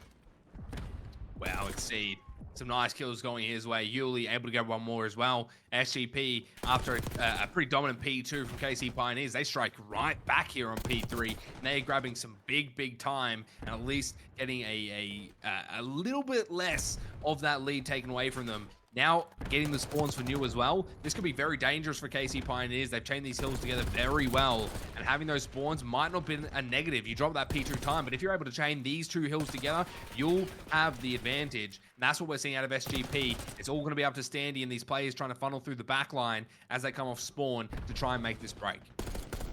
Yeah, risky moves at the moment, but it's just about paying off in a wonderful pinstripe kill feed. Diamondcon's holding the actual position of importance though, blocking spawns. KC Pioneers are still fighting from the front, and the reason it's been so close is because it's been at least 30 seconds shared for every other hill, and then a 40-20 shared for each opposing hill. KC Pioneers held out though from what is the swing factor. Syndicate, if Syndicate reach 190 here, then we're in a different conversation of who's gonna close out this map, because it really starts to escalate away from this position. The confidence at this point now that KC Pioneers have is going to be questioned given how well they're performing. Standy 25 and 19 has to do a little bit extra to try and ensure at least full control, and they still have a little lead. They get scrap time converted. The spawns aren't favorable though. Syndicate will have touching time for new, and if they hold 2 waves of kills, it could be a nice little lead. Hold on. I mean, this is a neck and neck hard point. We have seen both set of rotations pretty much end up dead even. We've seen it here again. KC Pioneers find themselves in on P1. Now SGP looking to try and initiate some sort of fight, find a lot of these picks from up top, and they need to find these rotations in on P2 as well. You can see 7 Exceed trying to come around the back, maybe make some sort of progress here. Dylan's aiming it up. Exceed finds Johnny up top. Now you've got Dylan Rex coming in, and it's a big flurry of kills. They find themselves on P1, and that's a break for SGP.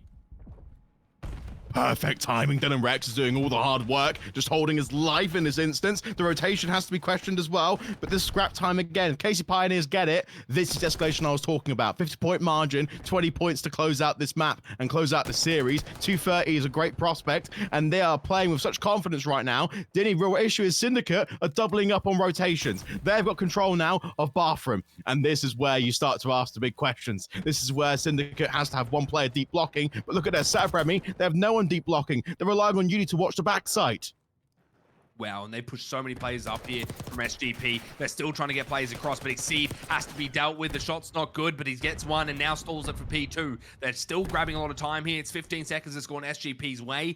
Now you can start to see that lead diminishing very quickly for KC Pioneers as Standy tries to make his way through the back line. It is going to be Standy coming in and able to get it. Sorry, it's Johnny, but regardless, it's going to be so difficult for SGP to continue holding this lead if they allow these plays to happen. They need to start polishing their gameplay here. It is the dying moments of this hardpoint, potentially your series. It needs to be cranked up now, and Dylan Rex is stepping up to the plate. 4 streak for him. P2 still going the way of KC Pioneers. They don't win off this, but they will get themselves close.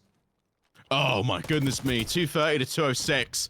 And Johnny's still applying pressure. Yuli trying all the heroics now in the later stages. Look where the arrows are faced. One last 1v1 for time. And look who's there. Dylan Rex set up for what seems to be, at least now, a perfect hold. No trophies are down, but he's moving and grooving to watch this pool. Beautiful stuff out of Dylan Rex and Exceed right now, holding SGP together in this hardpoint, making some very good plays, trying to be as consistent as possible, tries to get the deep slide, doesn't quite happen. Exceed at the front of the point, not going to go his way either. Johnny hanging on for his life, but it trades out towards SGP. You've got a 7-point difference, and that is going by quick. KC Pioneers still trying to hold on. They do have spawns for new if they can stall out this time as best as possible, but SGP do win off this, so you need to find the break, and it needs to be right now if you're KC Pioneers, but it's a 4 down, Coddy, and no one's near. No one's spawning in, but they did get a split spawn. It's going to be Brack in the back as well. He could be the one that tries to stop all these plans from going through. He needs to make himself known though, Connie. He's trying to get through the back, but Dylan Rex knows he's clued in, and it's 4 points left, and SGP are looking like they're going to see a map 5, and they might just do it. SGP going the distance now and taking us to the search and destroy after a very close but very nice hard point yet again, and they seem to have found their form. Oh no, it's absolutely fantastic to watch SGP. We thought KC at 230 to 180. I called it, like, yeah, this is definitely an end game scenario. I'm not sure what SGP are going to do to miraculously find their way back to a victory. simply put, I've noticed the behaviors in the last 3 hills. They'd send 2 on rotation and constantly have someone hold eyes on spawn. There was a constant theme of putting pressure on the person blocking, which KC Pioneers didn't really have. They're relying so much on brute force and just over rotating and even just, finding the important 1v1 kills to realize, actually, it's Skyline. You can apply pressure at any point. It's a very small map, and vertically speaking, you can get it from anywhere. So I just have to think that SGP Syndicate utilize the fundamentals well, or the limited range of motion you could have to expand your playbook. And that right there is just, the epitome of blocking deep, but also understanding who needs to be where at what time. Great communication from the team. Well, we've seen now, we've had a hard point going into the search and destroy, and then the control, both going Pioneer's way, the search and destroy and control, and then the hard points being taken by SGP. Now we're going on to a final map here shortly, going to be pretty intense, so to speak, but it will be back on Vault for search and destroy, and I don't think there's a better map for these two teams to go head to head on than a Vault search and destroy. No, absolutely not. We're going back there from, the control. I mean, KC Pioneers, again, have wonderful set strategies in the semi-respawn mode of control. And, I mean, again, we're floating back over to search and destroy. Again, it's a different sort of ballpark and a different pace than we're looking at here. I mean, again, there's only really 2 strategies that we see so often. And that, again, is A, if you are planting or attacking, you're committing a lot of your troops towards pool and getting trophies down as fast as possible in the mid to later rounds to ensure post plants. Or B, again, you could overload the north side of the map, or just have, one really good AR to open up proceedings, make it a 4v3, and then flood mid, and then expand out into the opposition's spawn. Because one of the key themes of Black Ops 6 that we see here again is there's a lot more crossing the middle line and getting into your opponent's spawn to find success, given the map structures, than in previous titles. And players that are, so comfortable with long-standing S&D caliber careers, they find it so easy to convert. That's what players like Ellie, for example, Dylan Rex, Exceed, Standy, they're going to have, I think, probably the best map so far in this best of 5. Well, I mean, this is a matchup that we said, or, I was talking about. This is looking like a map 5 on paper, and we're seeing it here come to, fruition here. 2-2 in the series. And I must say, based off of KC Pioneers search and destroy on red card, looks very sided towards KC Pioneers, but going great point to the Vault, right? Yeah, it might be the case that the SMGs can actually feel comfortable on this map. I think that was a massive point of contention for that red card, Connie. KC Pioneers, they have really good ARs. So does SGP, but they are comfortable just sitting back and playing that AR. You can see the aggression that Yuli and Exceed want to play in when they have that sub in their hands, and they want to pull that out when they can to make those big plays. And Vault is one of those maps where you do have the capabilities to make some of these plays. It is a great map for allowing a multitude of play styles, and they can all be successful. If you want to run the AR, there's spots for that. If you want to run the sub, there's spots for that. If you want to play passive, there's spots for that. If you want to play aggressive, there's routes for that. So it really is a, cater for all map when it comes to an S&D point of view, at least, right? Whether that comes into play here and stops Pioneers from executing their game plans as well as they'd want to, I'm not sure. But SGP definitely, I would say, have a bigger chance here on the search and destroy on Vault than they did at red card. And that being said, Connie, this could have been on red card like a 5-6 or a 4-6 when you really take a look at it. Brack winning that first round was pretty crazy, and the second, that could easily be a 5-4 to the way of SGP, and they could have taken that map at some point, right? It is a little bit of a guessing and theoretical and hypotheticals, but I think it's worth noting, right, that we're coming into a map 5. It's going to be Vault, search and destroy. These are the things that we have to talk about coming in and preparing for this matchup, because there's definitely potential there for SGP. Absolutely. When you actually look at the sort of live round count from that red card, it was 3-0 to KC Pioneers, then it was 3-3, and then it closed in a 6-3. So both teams got 3 rounds at a time, which is very uncommon for Search and Destroy, given the limited range of tactics you can employ. But the way in which they run the rounds was interesting. KC Pioneers ran down the clock in 1v1s, played fundamentally strong, and even in the first opening round where Brack literally just, killed someone planting bomb from SGP, that just sort of set a tone of like, yeah, I think they actually understand, how to telegraph these rounds, telegraph their punches for every single kill they find, and, to place it rather than to take it, which is a key, decision-making process that really decides a top player, from like your average Call of Duty player, the decision to take the kills and search and destroy. In the Vault, though, again, will we see that employed from KC Pioneers again? I think so. I think Brack's got a very high level S&D, so does Illy. I feel like if Illy's not calling an S&D, Brack definitely is for the team. So it's important to have at least 2 voices, just to sort of, harsh out any sort of like, tactics that are, unconsolidated, any tactics that seem super risky, having 2 voices rather than 1 leader. Sometimes better. I feel like both teams are running that sort of setup. If it's either a player like Yuli as well, an SGP Syndicate, and a player like Dylan Recht, I wouldn't be surprised if both of them were the 2 callers for the team.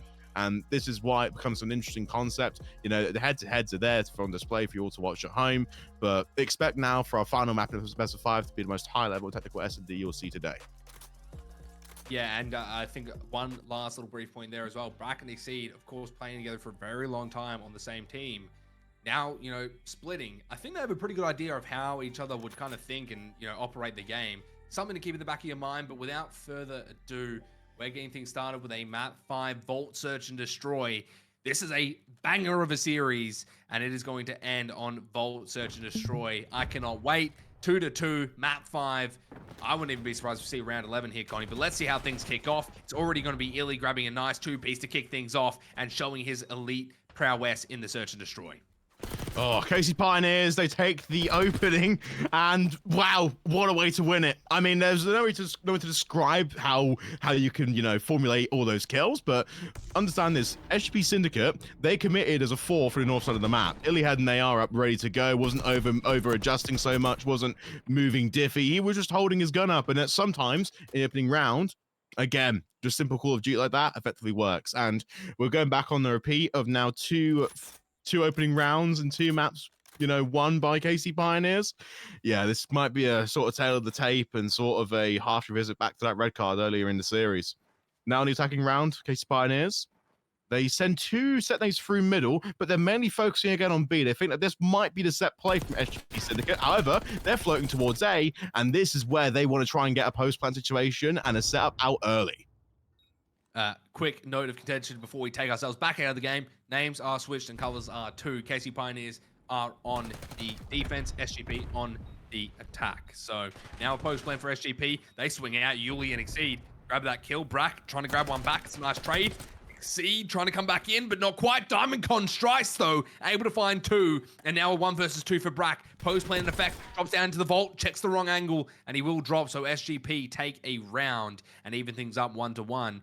Wow, what a series of events, but an incredible attack there from SGP, yeah, mind you, nonetheless.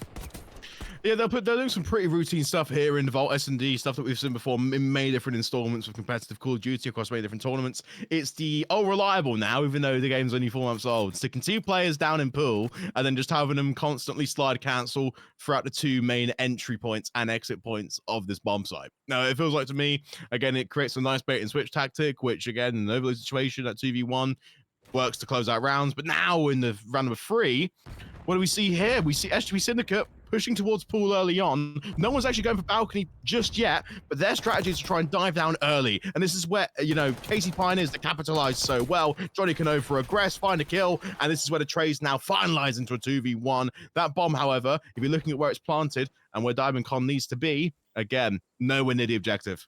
Yeah, but he might be able to isolate Illy here in a 1 versus 1. I think he's on his tail, knows where he went, so has the information, but Illy might be clued in. It's a very long route. Could catch him off guard. That at least isolates a 1 versus 1. Standy very far away from the bomb. Diamondcon has no information on Standy, though. This could be a very awkward 1v1 that plays out, but they might meet up here shortly as they try and meet in the middle of the map. Okay, so both players have a stun in their utility belt. This means one thing. Wait for the timing at 19 seconds. When Diamondcon throws his, will he spot Illy? That's the question you need to answer. And no trophy near the car bomb. Oh, he does spot him. He does spot him. Throws the shoulder. 12 seconds left, though.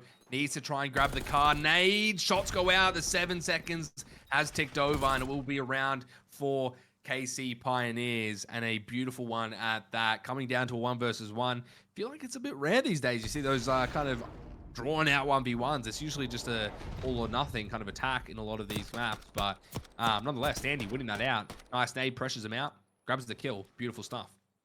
Of course, we can't forget, I mean, these two guys were only in the Pro League a couple of years ago and a year ago, you know?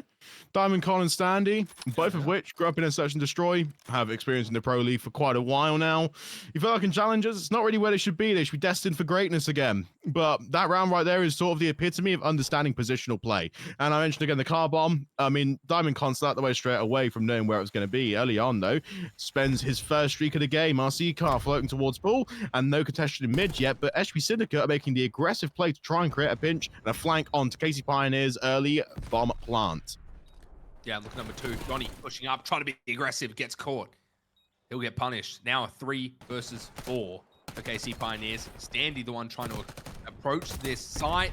Yuli getting caught off guard. Exceed, maybe finding one, playing his life. He does so good at just stalling, but it's not quite enough. Standy in a 1 versus 3, turned 1 versus 2. Dylan, Rex, and Diamondcon looking to try and take on Big Standy. And they do it. Shots going out from Standy. Now getting aggressive.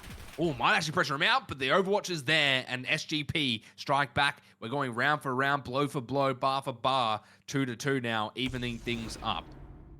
Mate, that is just such a beautiful round of Search and Destroy. I mean, Dylan Rex again here was the only person we'd find his kill, but so impressive. When you look at the movement from KC Pioneers in these 1v1s and using the environment to their advantage to avoid taking unnecessary damage and calling teammates for support, I mean, it's just perfect team play. I mean, given the way the rounds are unfolding, if we see more situations like that, then you can expect SGP Syndicate in that situation to get more rounds. They just do so well at coordinating 1v1 situations or even 2v2s. And it shows the experience again. Both teams don't commit to the same point, and it can be an early aggressive take, and that's where SGP Syndicate, again, they find the opening. Beautiful stuff. KC Pioneers on the ropes here now. Standy and Illy looking to try and swing this towards B, but you can see they're clued in. They're not taking any chances. They know how they want to play, and they're reading this perfectly. Wow, they go to the B. Pioneers now switch it back towards A, and they've done this perfectly. Like, they could see the same minimap we're seeing.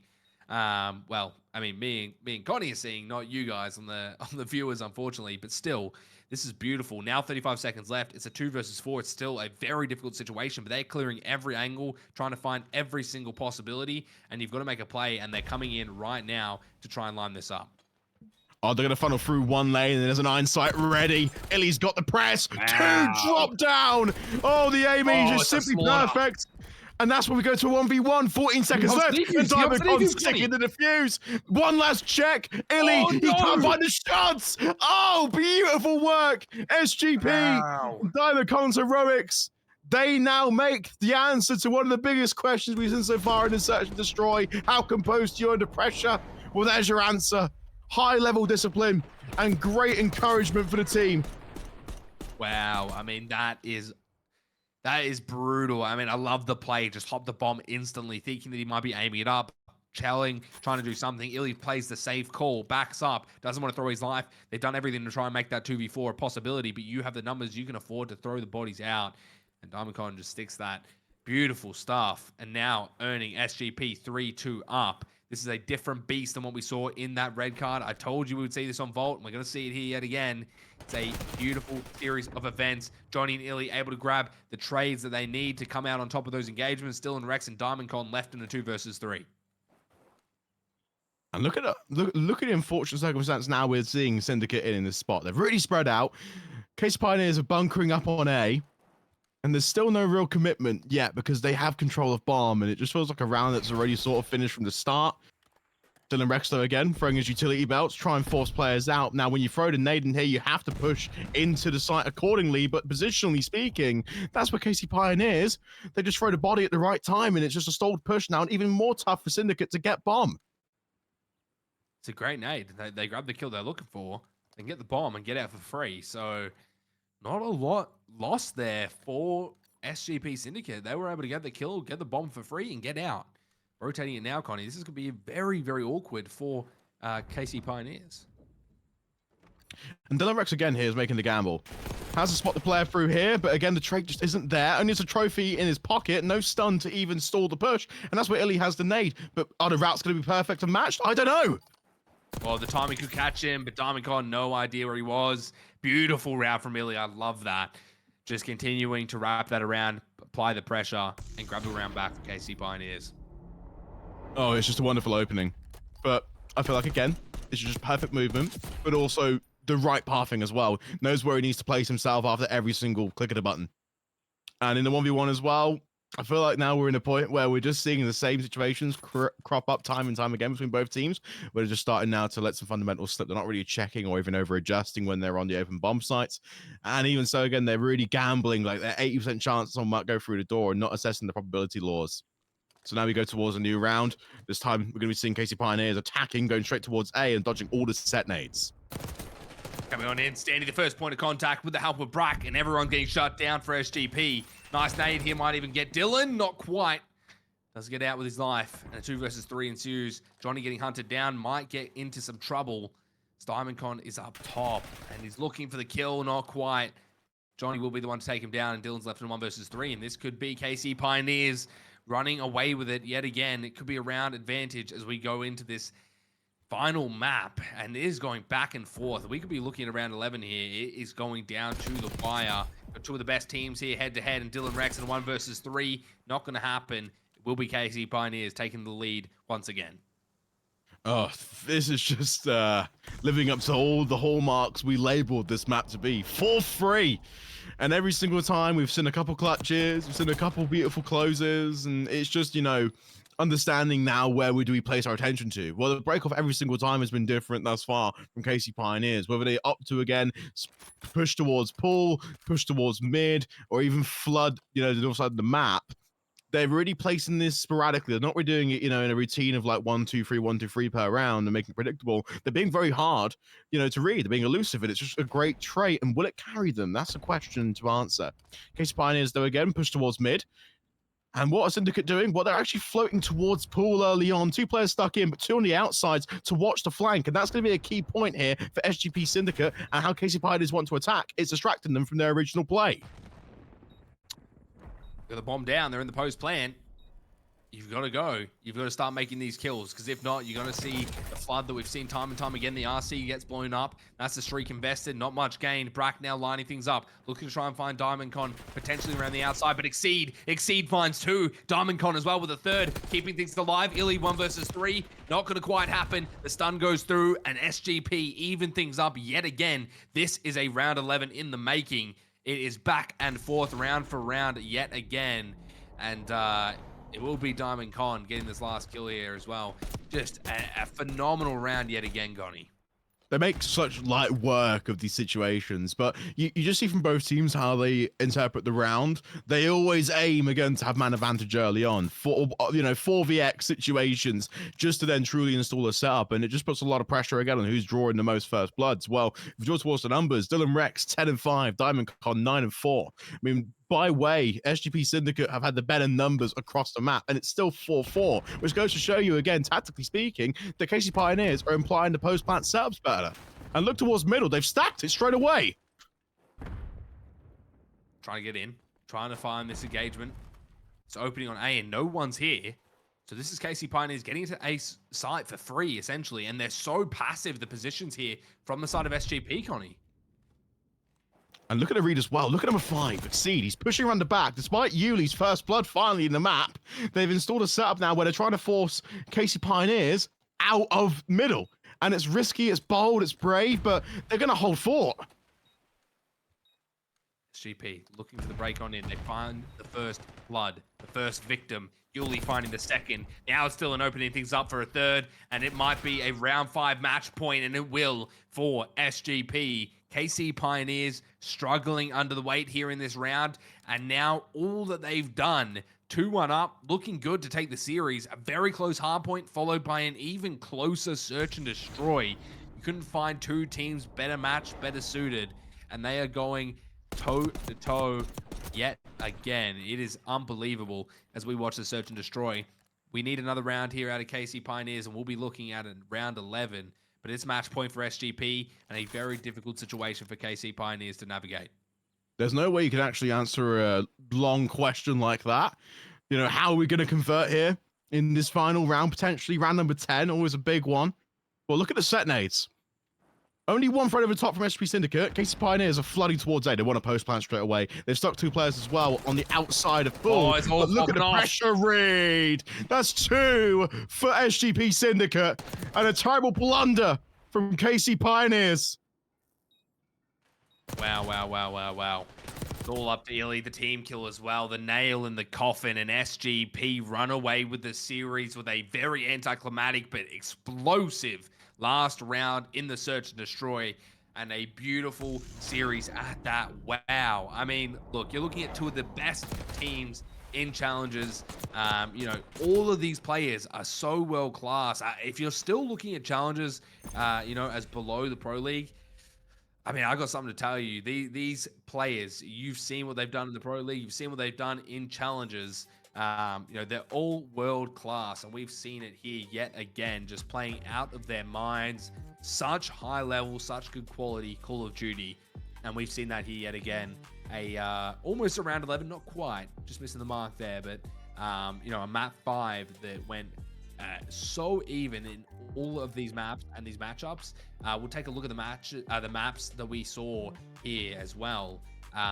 250 to 183 in the Hacienda. SGP coming out hot. We saw KC Pioneer come back and play really well on the red card. As you said, it was 3-0, 3-0, 3-0, essentially how the rounds went. And then Vault 1-3 on the control. KC Pioneer's looking solid.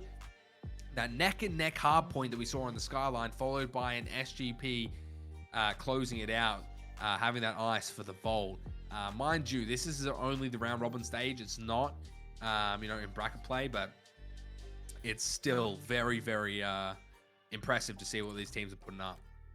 What really catches my eye as well, if you look at the first 3 maps, it seemed like very fundamentally sound wins, you know, of nice margins, but the final 2 maps were just so close, Remy. Look at that. 250 to 229 in the hard point, and a 6-4 S&D, both of which, both times, SGP came back from being down heavily in both those maps. So it goes to show you the testament of consistently employing a strategy and constantly evolving and adapting, but above all else, just never giving up.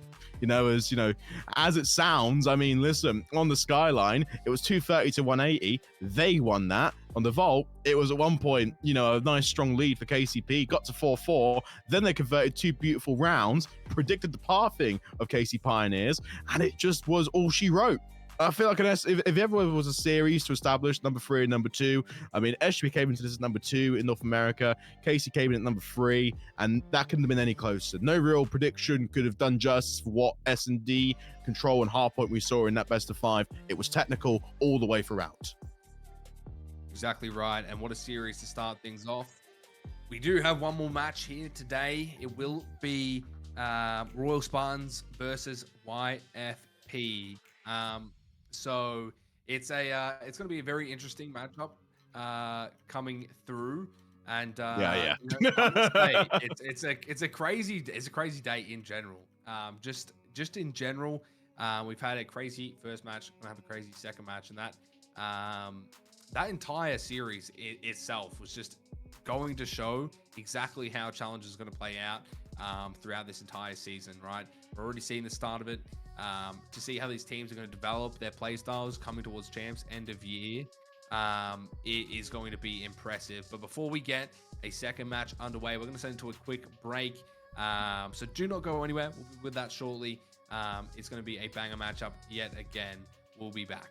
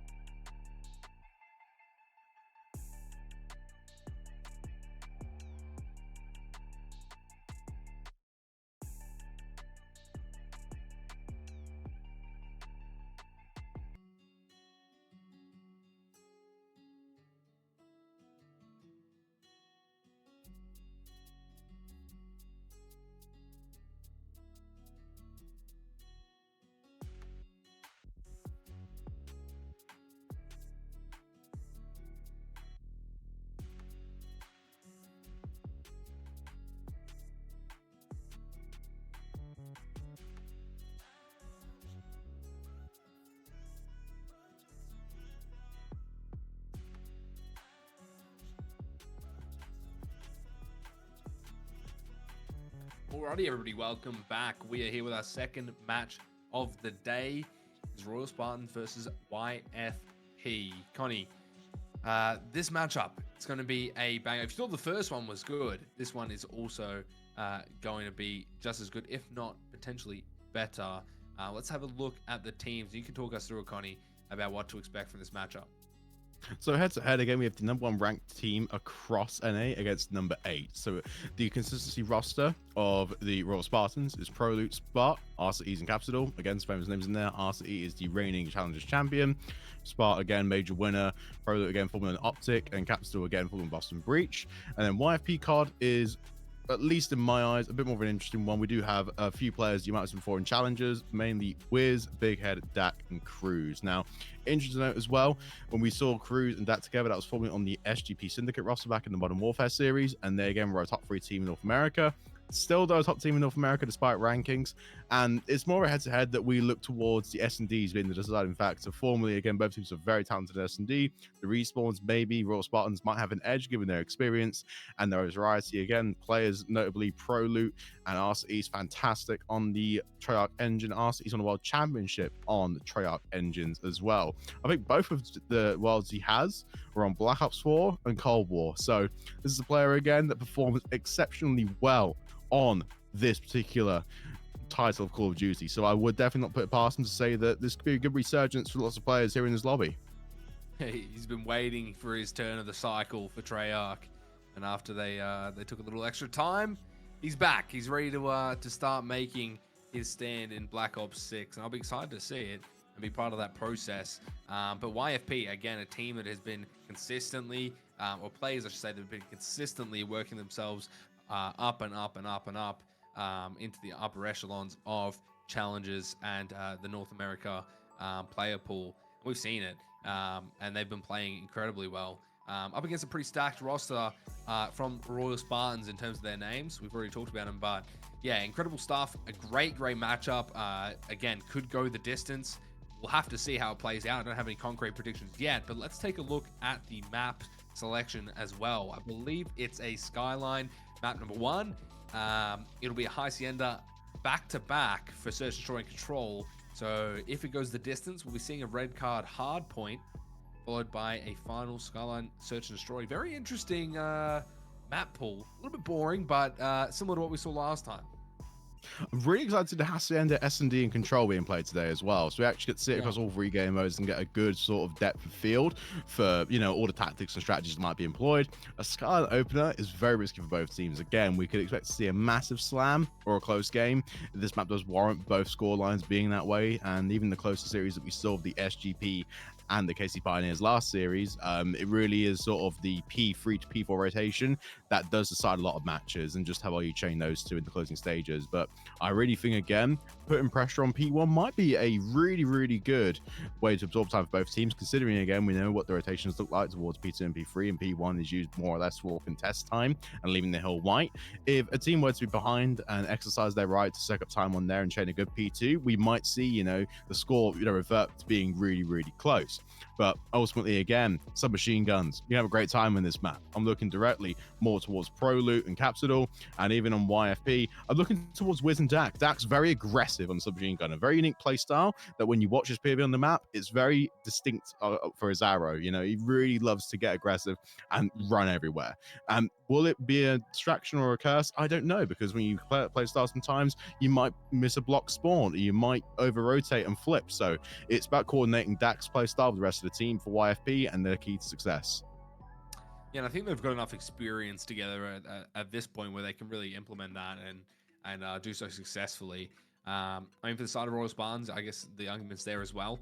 His players have been kind of in and out with each other and been playing together for a while. So, yeah, it's a little bit of an awkward kind of situation where you're coming into a new COD, you're getting adapted to it, and as we mentioned before as well, you know, the adaptability is massive. So a lot of these players might be really great on other CODs and not be so great on others. You know, even the best of the best will struggle on some engines and some games. So, you know, it's interesting. And Hacienda, a map that on Search and Destroy, I think is great to watch. I think it's a great viewer map to watch on Search and Destroy.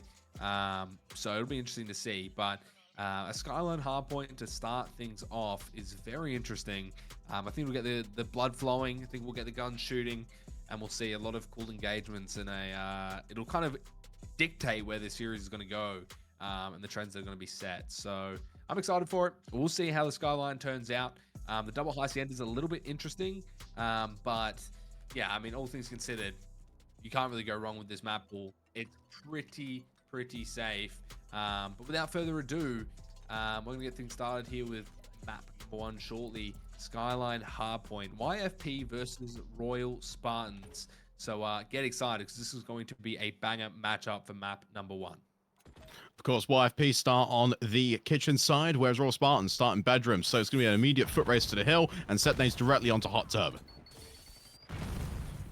RC's with the first engagement. Wiz, Dak, Caps, all trading out, and RC's with one more, but still so mixy. Pinstripe, kill feed, back and forth, trading so evenly. Wow, I mean, it's kind of satisfying, to be honest. I'm just watching the kill feed. Blue, red, finally coming back, and you've got some red dominating that kill feed a little bit, and Royal Spartans taking control of P1. Also got the P2 rotation, so something that YFP have to look out for. But pretty neutral start so far. And not really a lot to gauge so far. We saw a little setup there from Spartans the whole time, but they're trying to push through the bedroom to get control of the northwest side of the map. You see exactly where Spartan was.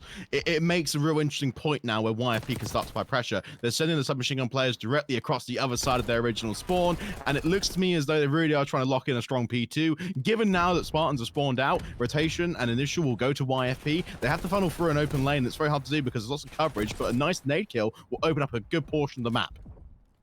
Nice double from Prolude as well in the back. Capsule as well now trying to route the outside. Prolude up top.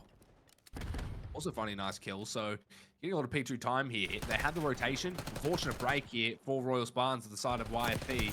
So you're really struggling behind the 8-ball here. You've dropped a little bit of P1 time. P2 now the money hill that they're going to try and lock in. And Arcides is just pressing the attack here with the submachine gun. We said this is his engine, and we're seeing it here almost with a punch and shot, not quite. And some P2 break comes through. YFP doing a good job of at least collecting themselves here on P2. Yeah, a very measured approach. They're not really taking too much opportunity to find trades because I think given the overwhelming numbers that they have together as a unit rather than entering a site with 2 players, that seems to be a strategy that has paid off in Skyline. Having more of an overload onto this P2 to P3 rotation, and even if rotating on spawns with 3 players sometimes has benefited. But now we're going to be seeing scrap time go to Royal Spartans and YFP again get an initial. It's a common theme now where we're seeing them holding 20 seconds of the first point every single time. And maybe again, it could actually benefit them in favor. Kitchen knows looking very strong. They're spawning now Royal Spartans into bedroom. It could be an easy line, but if we do see Wiz push out the hill and rotate out, it could be very costly. Let's see here. Wiz able to find that first engagement on back of this P3. Unfortunate team name, but Prolude and Capsule looking to make up for it. Dak, talked about the aggression. Now coming in. Stun might be able to help here. The timing could be a bit awkward for them, but not quite. Dak's still playing his life, trying to maybe clear up some of these players towards the hill. Not quite either. A lot of subs coming into play. Capsule able to clean things up, and Royal Spartans starting to chip away at that lead. And Prolude now pushing his way over to Piano, ready to try and flip the spawns around for YFP. It's a big play, but the kill just doesn't convert, and now they've got more pressure into bedroom, and YFP have to deal with the players dropping down vertically of Royal Spartans, giving up power positions again to win spawns, and Dak's playstyle coming to fruition again. Wins the back control, has to be again a nice little block, because look out the way Royal Spartans are pushing. There's not enough time to cross over the halfway point, and it's going to be blue in the backside of bathroom. Sparty up close personal with that AR, not ideal. Being overwhelmed there. YFP continuing to keep things even. Prolude making a great statement here towards the back, looking for the third. He's going to be Big Head staying down, maybe playing his life as best as he can, but Prolude just soaking up this time. Royal Spartans waiting for the cavalry.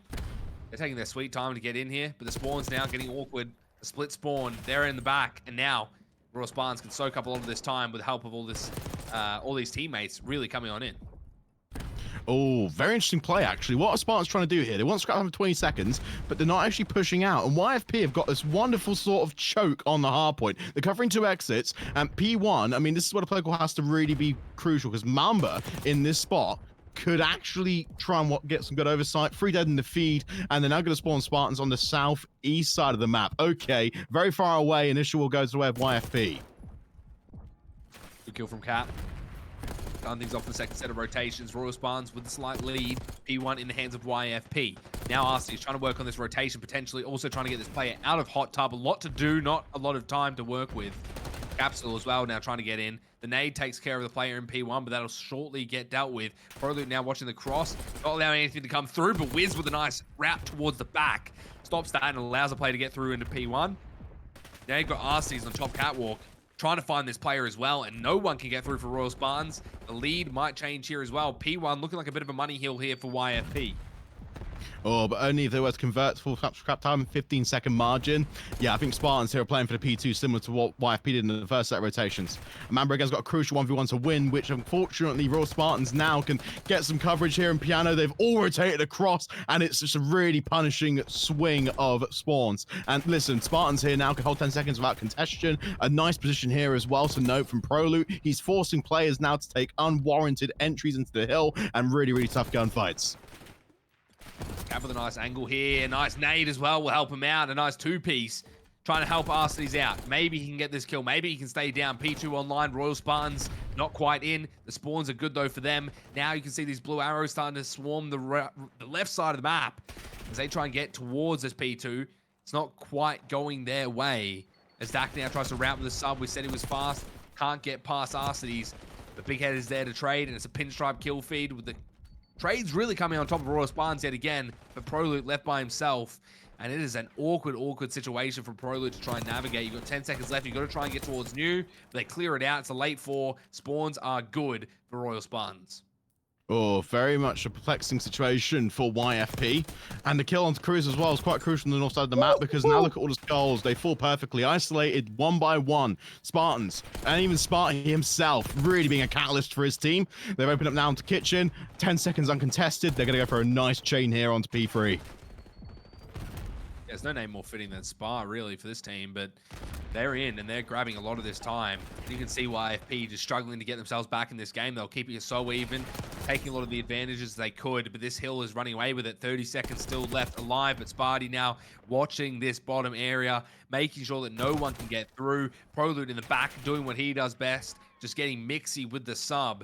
And there is nothing the YFP have an answer to on this point. They're coming through the front now, and it is just a trap. Every single play getting mown down. Finally, a bit of an engagement here and some points, but it's a small amount of scrap time that you've given up for 2 money hills, considering that you had the rotations. Now it's the second set of hills coming up shortly after this last one, but it's just going to be so awkward to try and get yourself back in it when you just don't have the rotations, and now you've got a re-break, and coming off the back of this, you go to the P1. It's just going to be very awkward.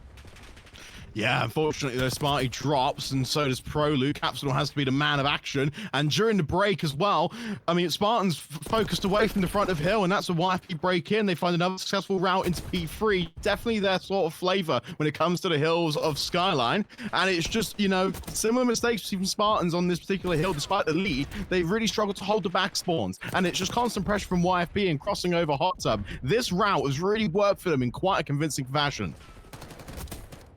Yeah, that one player, Cruz, just trying to play his life in the back, doing wonders to try and keep the pressure on for YFP. It stopped Royal Spartans from getting a massive amount of time, but still, it's enough to get them in that lead, to get them in that margin for the 50 points, and maybe a Money Hill could end it. Capsule as well on the P2 side, just being a nuisance for this squad.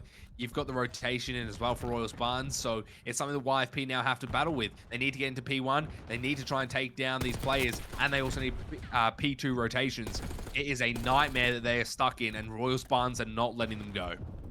Oh, David's all set up here as well. Spartan's got 3 stacked around Hot Tub, 1 in bedroom, and it's just beautiful lines. They've read the spawns. They're now employing as well Sparty to come a little bit closer to the setup so they can trap him in bedroom. And yep, this is perfect. They can hold on to a P1 here and really close out. 231 to 151, really large margin. They can almost win it on a single hill with 20 seconds left. P2 might be focused. That's why YFP are putting so much urgency and getting a rotation, because they can hold this hill white and chain the next hill. They stand a chance of being in the game, but the kills and the pathing is just cut off by every single Spartan member.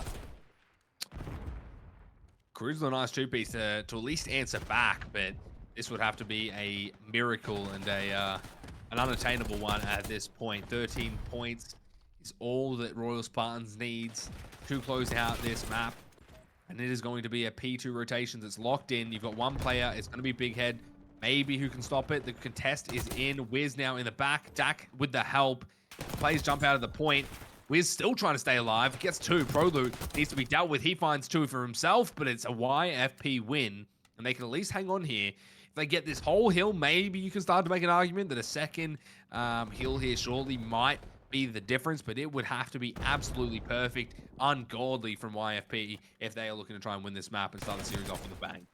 And Spartans aren't sure how to break onto this, so we saw 2 skulls drop into the feed there, and a player waiting for the respawning players from Spartans to finally formulate a wave of attack. But Wiz is finding some great movement. They've broken onto the hill, though, and it could be a big question mark. One last win for Scrap Time, though. YFP get it. A last 1v1 now for the remaining seconds on this hill. It's all Spartans. They win off this. They have to break. They have to break, but Big Head comes on in. 3 drop in his lap, but they've got to get towards New. Big Head's in. 188 points. 2 points is all that Royal Spartans needs. It's still not quite looking like a miracle. It's a 3 down. It's all up to Dak. He'd have to have some sort of crazy play. It's not enough. Finally, they drop and Royal Spartans ends it. But I must say, it was getting a little crazy there for a minute. Not quite enough to make me jump out of my seat, but still, a nice map 1 for Royal Spartans. They seem pretty in control of that match. YFP doing a great job in the first half of keeping that very, very even. Just slipped away from them in that second half, and we can see there Royal Spartans just ending it off. Didn't need to get over aggressive. We saw the P2 break that they were trying to go for. Just play safe, play passive. They're going to tell the angles. You just hold that crossfire, you'll be fine. That's what we saw. This was a nice play out of Cap as well. Beautiful stuff all around. Yeah, no denying just how clean it was. The numbers as well reflect the performance. Prolute and Capsidal, 36 and 28 and 32 and 28 respectively. Prolute on 4k damage. Same for Arcees as well. I mean, they're just covering all bases. I mean, the only real issue we saw in that hard point was the P3 from Royal Spartans. Everything else was perfect. And I think that's with YFP. I feel like, again, they had the perfect P2 on the final set, even when it was like 242 to 160. They did show signs of light, but again, the margin is just way too big for Spartans. So 8 points is all you need with an infinite amount of hills that, you know, YFP have to play perfectly. I mean, eventually it's going to creep up on you, and it's going to be a huge, you know, downfall and demise. So with at least now we know how they play the hard points. They really ensure a nice strong lead, maintain it, and even can afford mistakes at the end because the margin is just so big. Remy, that is Spartan's game.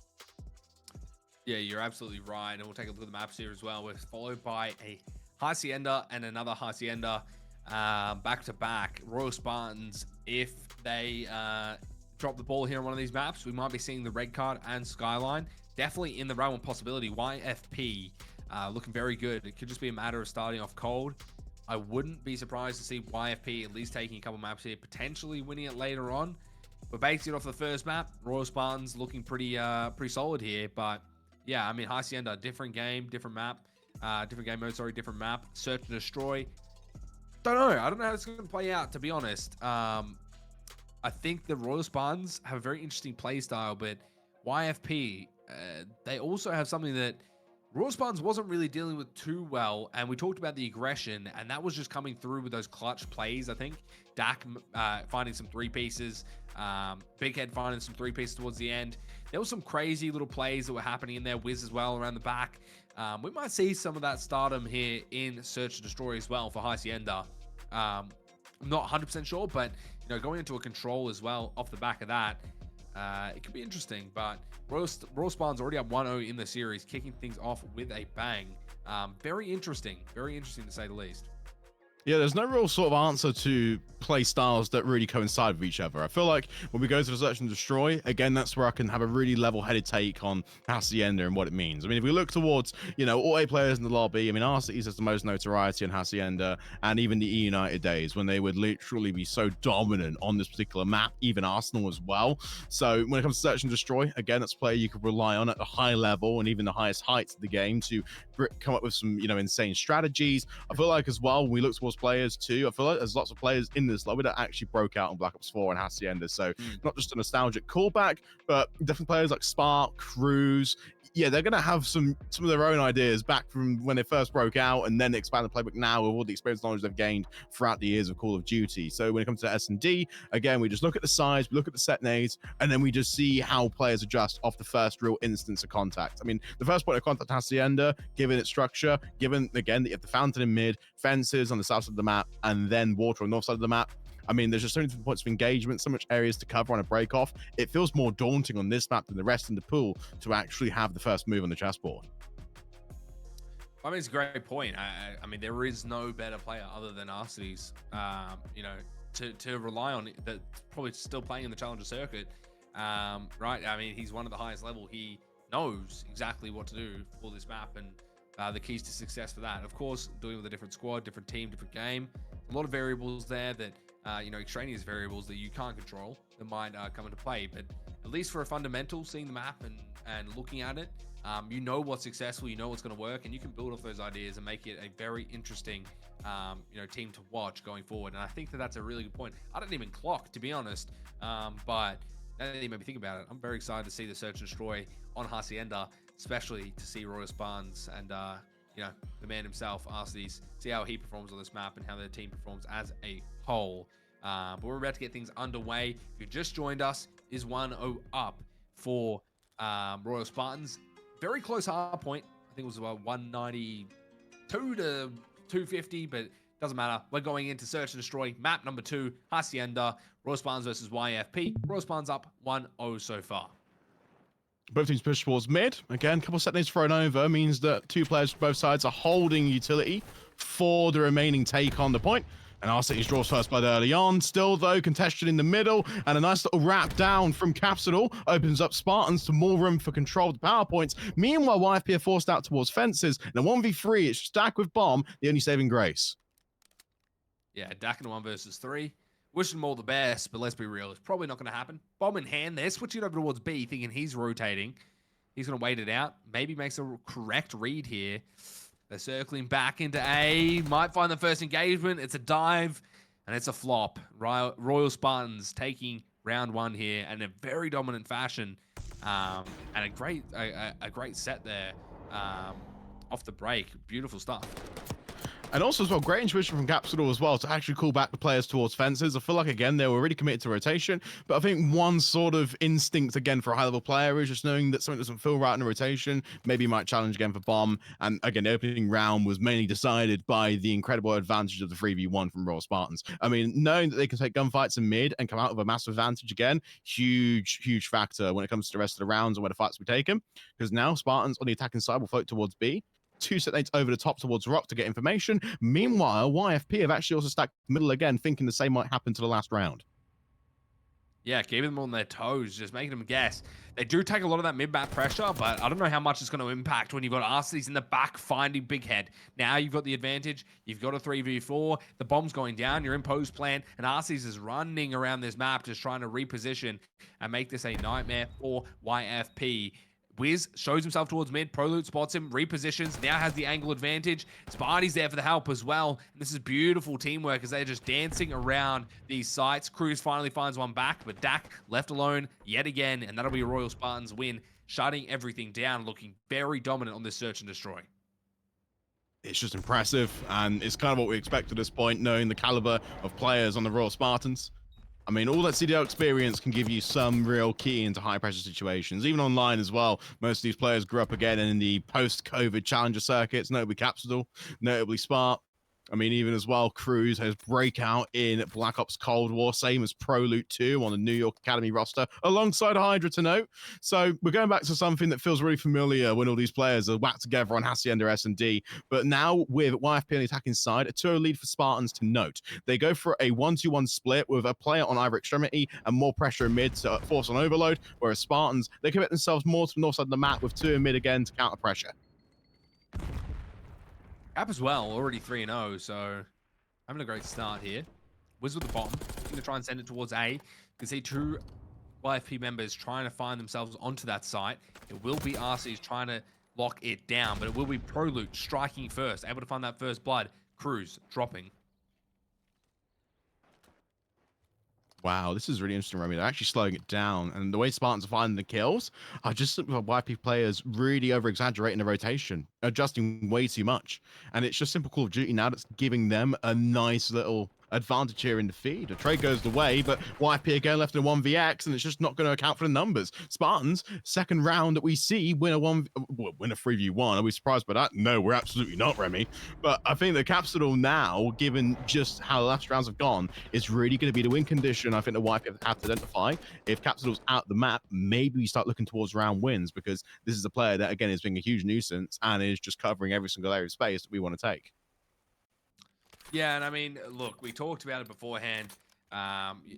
Look, Royal Spartans, every player in that squad has their own accolades and accomplishments, but when you're really looking at Arcides on a Hacienda throwback map, Black Ops 4, we can't dance around it. I mean, he's just going to be comfortable in this state. He's going to be feeling at home. He's going to be feeling good. And we're seeing it here. All of Royal Spartans bouncing off of that and feeding off of that energy. They are playing phenomenally. And they have made the correct read yet again, swinging this towards A. No one here. They're trying to come up through the top balcony here. Maybe they find this pick onto the A planter, but they're a bit scared to challenge it, and the bomb goes down. It will be Big Head in the back, at least finding one, so that will be first blood. And now RC's dropping. It's a 2 versus 4. Weir's trying to find one more for himself, but Sparty with some nice shots at least has a saving grace. It's still Cap and Spart. Now only Spart in a 1 versus 3, and it'll finally be a round win for YFP, and a beautiful one at that.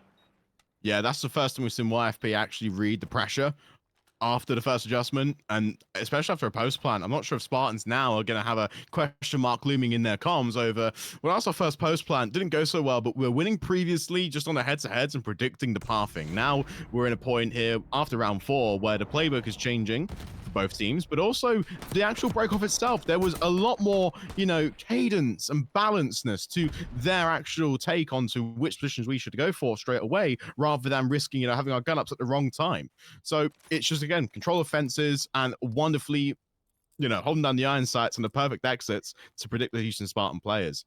Now, on this time around, YFP will be attacking, and they're going to stick to the same strategy again, mainly committing towards the north side of the map and towards B, but Spartans, again, have actually gone for more of a different approach towards mid and A, with players ready to overload onto either side of the sites. So this could be a post-plant early for YFP Gaming. Predictions, again, are going to start to come through, and the push on the back is Spartans' call.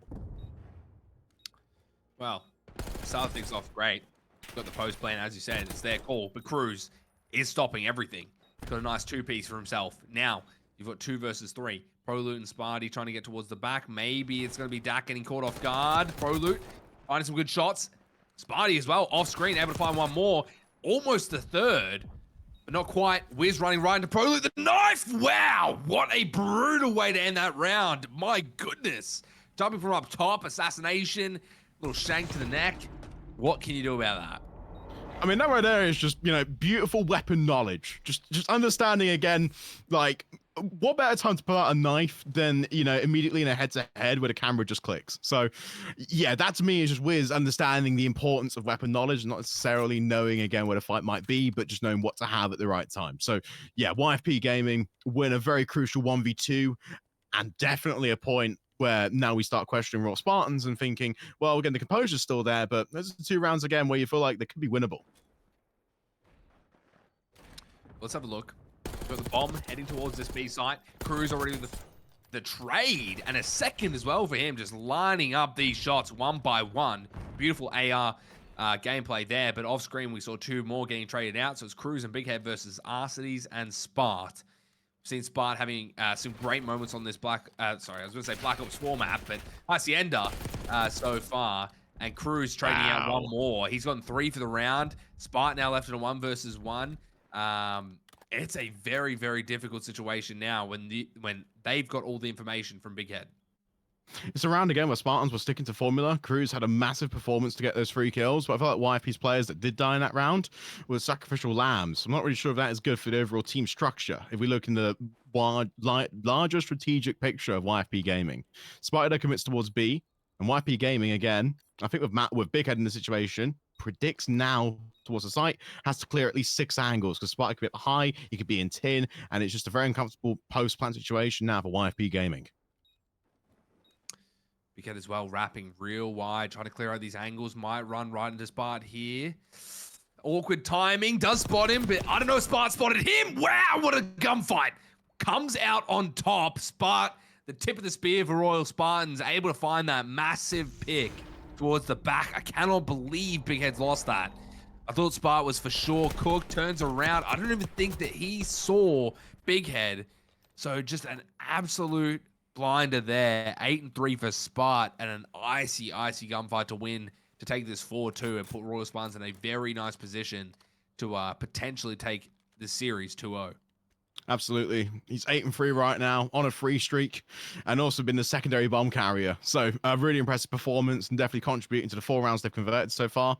Number 7, though, again, is more committed towards YFP. They commit towards A.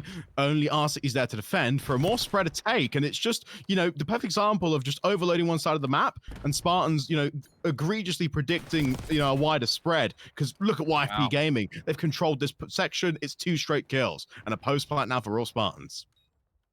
Yeah, wow. Little bit of over-aggression, of course. No information to really go off of. Spart trying to get aggressive, but against a sub in that room, it's a death sentence. Cap now in a 1 versus 4. YFP looking to get around back after that brutal loss. And a very awkward kind of round here. Just 1 by 1. No one really getting a good look, a good gunfight. YFP all over it, just sticking as a unit. Just swarms Spartans 1 by 1. And it's a beautiful round at that.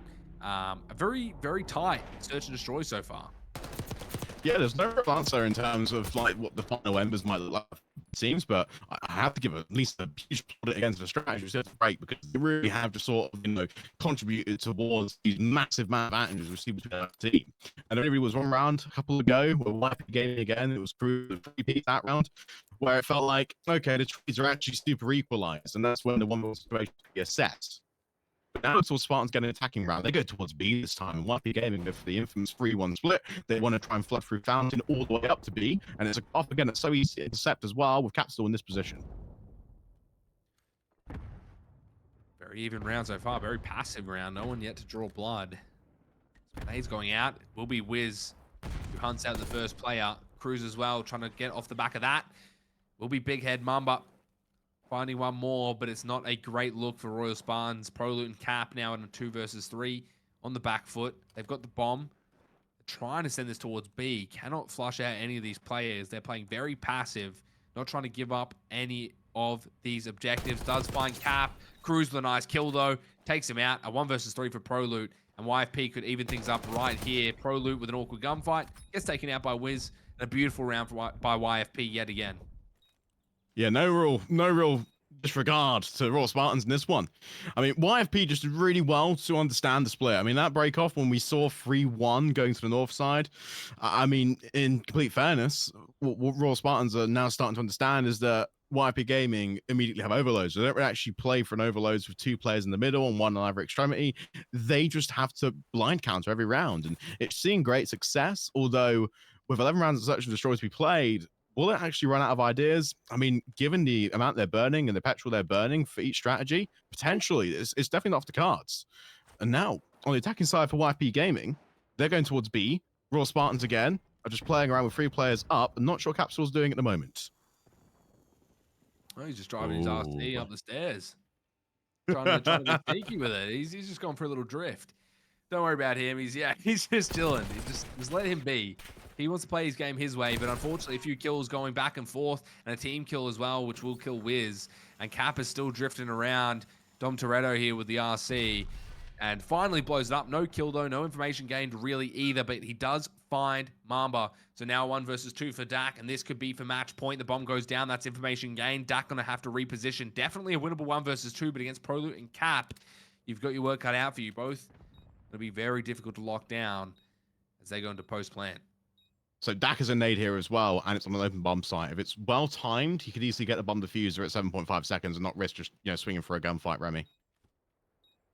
He gets the check, so at least he can play a bit safe. Playing the corner now. Prolute does check it, gets the pick. Looking for one more. Cap will drop a nice 1v2 to keep them in it and take him to a match point. Beautiful stuff. This could be the search and destroy going the way of YFP. I love the patience from Dak. I don't know about challenging 1 by 1. I guess he's trying to get the information to trying to push him out. They thought it was a little further back. But 1 by 1, they will crumble. Dak with a nice 1v2. Beautiful stuff. YFP now on match point. So many ways you could play it 1v2, but always Dak had a nice advantage knowing where he planted it and knowing where in his utility belt. But just going prone and letting Royal Spartans come to you is just sort of like, the smoothest way to convert that 1v2, if you know what I mean. There really was nothing really exaggerating, just simple intelligence on an S&D. And again, YFP, convert an RC car onto B, and they send 3 towards mid. It's going to be an overload for Royal Spartans. Shots going out. Not quite getting the pick.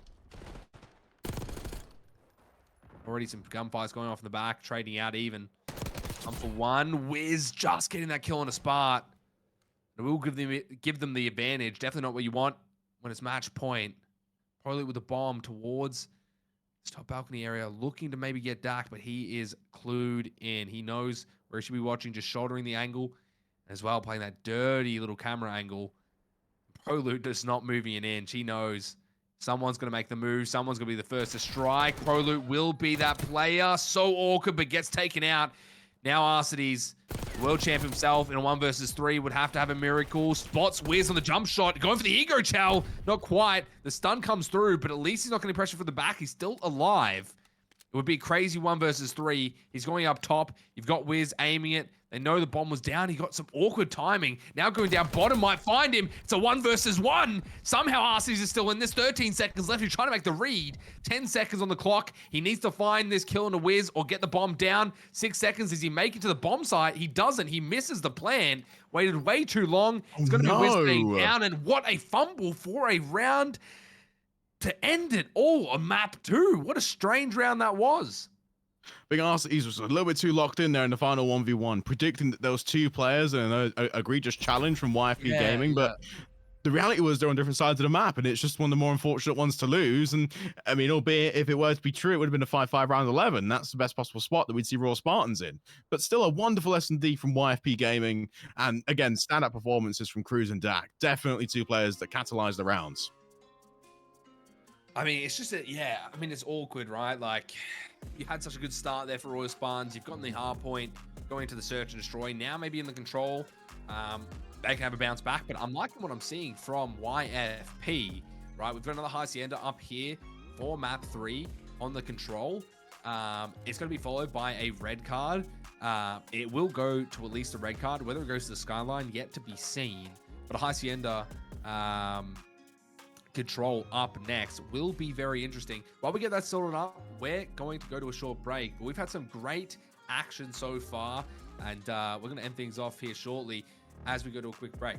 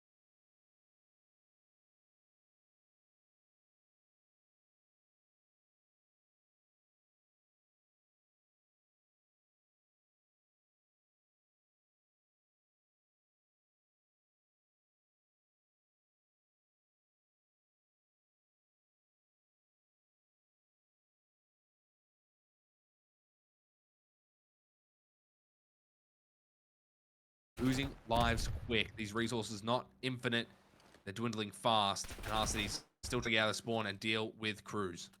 You see YFP a little bit better in terms of team communication. They're spreading out across all the map, whereas Royal Spartans right now are just chasing for kills. And that's because, again, off the clock, they're playing for lives and A. So they're still going to try and make this life count a little bit better. They want it ideally to be around 18 and 8, Remy. We can see it from the play style. And it's where YFP are countering. 18 and 8, again, they can have more room to capture B. A point that is really close to the spawn of YFP in the defending side.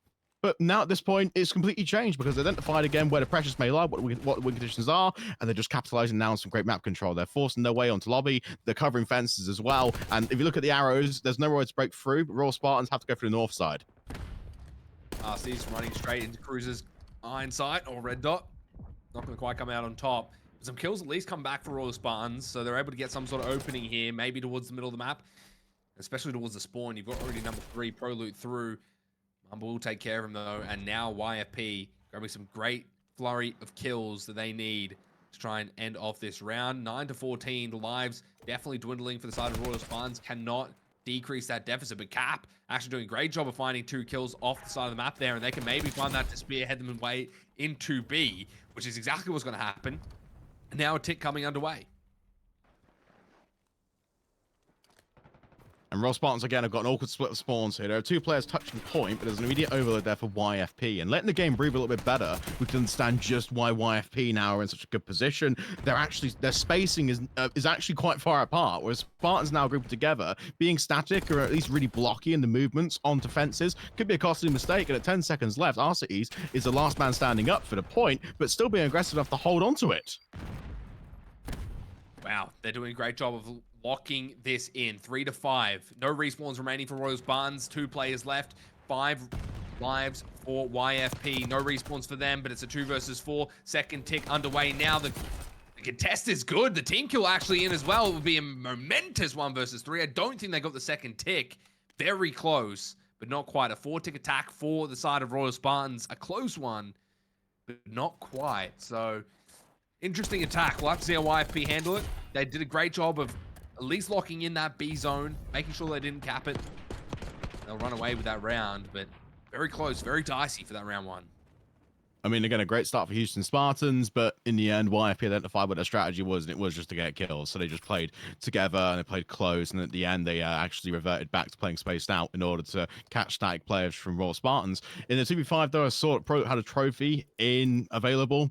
I mean, if you could have thrown it down there and played your life a little bit more, potentially as well, could have blocked some utility from YFP and taken the load off from, their spawn point. But now this time around, YFP go towards B, and that's what Spartans are set up, so it's a great read off the rip. Already trying to go for that B hit I just mentioned. Dak able to get that blood there.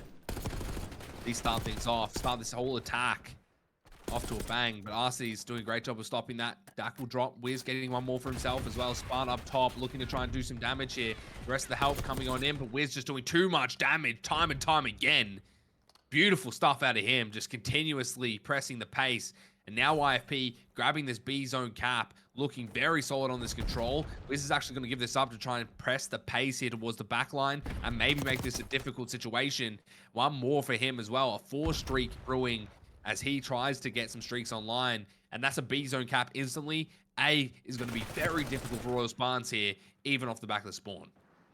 Very challenging move, and Royal Spartans are just covering so well on the north side of the map, and that's what YFP really wants to try and control, because again, when it comes to the spawn points and Royal Spartans having the better side here on the defense, they're going to now try and exhaust their pressure through mid, and it's about creating an awkward flank for YFP. And the lives, though, very even, a lot of time on the board, very different to the last round. Royal Spartans start to spend their gas a little bit too early and try and hunt for kills. YFP are just going for trades, and it's really working well. They're getting down to 21-21, and if it goes the way it goes, they just need to focus on map control now. But that's where Spartans, again, city win condition, and they're holding well. Dak, we're going to try and push towards the back. Maybe set up some sort of trap towards their backline. Crew's doing a great job of playing his life. That's a late 4 as well, so they can get themselves on A pretty much for free. Dak gets caught out, though. A nice little submachine gun gunfight there. Niceties as well, trying maybe to get through the top and find some of these picks. That's already a first tick on A, and you've matched the ticks from the attack from Royal Spartans, and you're already looking promising to try and take this round by storm. You've got the life advantage, you've got the tick advantage. Still a minute left on the clock. There's a lot the YFP can work with, and they continue to just knock down the lives of these players. And there is no way that Royal Spartans can find themselves a way in. Already with the tick advantage, the last tick coming underway now. You can see Royal Spartans flurrying to try and get to this point. Cap's going to find one. Mumba's there for the help, but Wiz, the man of the hour, able to find a nice two-piece, shuts it all down, and YFP go up 2-0 in the control so far. Playing unbelievable in the Hacienda, just playing out of their minds, both in the search and destroy towards the end and also in this control. 2-0 up, 1 round away from taking this to a 2-1 series. It's just impressive reads. But what makes it very special to understand is YFP's ability just to not focus so much on getting greedy, not red dot chase. It's really easy to do it on Hacienda, especially when you have a huge dopamine hit and you want to get kills, you want to force spree. They're just doing well just to stick to the fundamentals and, you know, listen to the leader. And it's working so well. Wiz 15-7 so far. There's the catalyst for the team. There's the recognition for Spartans. Slow him down as fast as possible. And 2-0. 1 away from making it 2-1 in the series. They're on the attacking side. They're going for a more heavy mid-split, but still, the gunfight on the south side of the map, pay attention to that, because that's going to be the flank. Xenarcities striking first. It's 2 for 2. Looks like they're trying to go for a sneaky B fake somewhat. Just pressure both the points. Get a little bit of damage in. Going to be up to 1 player there. It will be Prolute. Play his life as best as he can towards that B zone. Still playing his life. They cannot stop it. It's already a first tick, Connie. They don't know where to send their resources. And it's Prolute just continuing to play his life. He's still going with the help of Arcides. Does get caught in the back there, but that's a tick and a half. That is so much damage already early on in the round. And Dak trying his best to do anything he can to stop it. But there's just too many Royal Spartans, and now you're stuck. What's interesting as well is from that exchange over on B, Prolute played his life so well that the Royal Spartan enforcements were there, so they could immediately resume progress. They realized again that B is much better to take rather than A early on. I mean, that's where Royal Spartans again had a great first round. They got A in like the first 2 lives, but you know the setups now are going to be completely changed and understand what needs to be played against YFP, and it's just consistently pressuring and having a constant man advantage, a 3v2 or 4v3 onto site. They're grouping together well, and that's where Spartans now are starting to identify what the conditions are. Now it's just A left to be captured, but it's around YFP are spawning on the north side of the map, and the pressure's already there. Great trap as well from Capsidal, and now it's going to be an information call. After he's just pushed towards his back line, it's so annoying. What can you do if you're YFP just trying to hunt him down consistently? Finally, a flurry of kills comes their way. You've got a lot of work to do now. This should not be Royal Spartans' round to win, but YFP letting it slip through their fingers. That B zone immediately capped. I guess the one thing they have going for them is the lives aren't great. There's not a crazy amount of time for them to approach this A zone, similarly to what they had in the last round. We'll see. Prolute towards the back, gets caught by Mamba. Another one as well. Mamba just shooting laser beams out of that. Aims and Dak as well. That's a 4 down. So they've got the life lead now, and they're getting towards the back, trying to set up a trap, Connie. And Spartans here are just now on this 4 wipe grouping together. They have to break a really, really tough setup from YFP. Players staggered all over the map. At different points of entry and contact, lots of re-clears happening in mid, so it's really a stalled push, but it's calculated. They have to try and break through to the north side, and Cruz just answers the call perfectly, and this is now, again, just another reset for Royal Spartans. A really tough one at 7-7 in the life count, and they have to find a way now onto A, but this is where YFP, again, crucially goes to the north side of the map, pushing down to try and get Spartans on a side shot. Yeah, they're trying to push up towards the trap, and they're rushing towards the spawn and getting caught on these rotations time and time again. Just play safe. You've got the lives. You've now got the advantage. No respawns remaining for Royal Spartans. They found the way, and now 3 versus 6, essentially. It's a difficult situation for Royal Spartans. Prolute, Spart, and Cap now looking to try and get the kills that they need as Spart finds 1 for himself. Looking to try and come around the corner, doesn't spot the player. Cruz gets traded immediately, though. Now a 2 versus 3. This is looking a little bit different from what they probably expected. Dak from up top has a good angle, might be able to find Prolute in the point. He does, and that will be a YFP control win, but looking a little dicey, mind you, towards the end of that round. And Royal Spartans making it mixy. Fortunately, though, YFP now go up 2-1. They've taken the control and search and destroy. We could be looking at a Neslo here, given they don't win this next hard point. Oh, I know. This is definitely a nice. how do I even phrase it? It's just unexpected from YFP to be 2-1 up and a great S&D and a 3-0 control against Royal Spartans. It's just such a statement. They've played it beautifully and understood now where the difference is from Black Ops 4 to Black Ops 6 in where you should place your attention. I mean, in terms of non-traded kills as well, ProLoot at 18 was the impact for Royal Spartans. So there definitely was performances to be said. A 3-0 doesn't feel like a 3-0, especially when the gunfights are so close, but it came down to the ticks at the end, and there was much more understanding and map knowledge from YFP. The positions were perfect, and they played really flawless executes onto both points. You're exactly right, and their control right there was the deciding factor. 3-0 in a control is pretty impressive. It's not easy, especially on a team like Royal Spartans. But nonetheless, they do it. They made it look easy.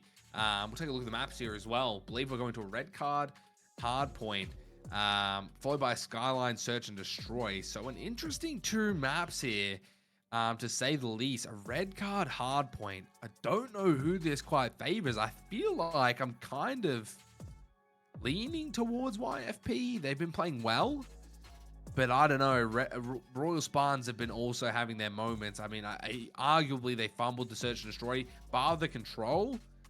You know, they've been pretty in control of the hard point and Search and Destroy. So I don't know. I don't know where I see this going. We could be seeing a map 5 here yet again. These teams are both extremely good. I know we said that about the last matchup, but it's the case for this matchup as well. Unfortunately, when you've got this many stacked players, this much talent in the rosters, this is exactly how it's going to play out. We're probably looking at another map 5. I wouldn't be surprised seeing Skyline, but who knows? Who knows? YFP have been playing well. Yeah, you've kind of hit the nail on the head there in terms of predictions, because it's really hard to call 2 teams when form is such a huge factor. I mean, in terms of both, I mean, ProLoot and Wiz, 2 submachine gun players, are really informed this series. I haven't really seen a mistake made out of them 2 in many instances across all 3 modes. So the ARs in red card are going to have to be at least a major question mark for me. It's down to, again, Mamba maybe at this point starting to adopt a more Mamba at this point starting to adopt a more static approach to hardpoint, just slowing it down because he's really quick, loves diving off of cliffs to try and get a kill, but giving up power positions is quite a crucial fundamental error.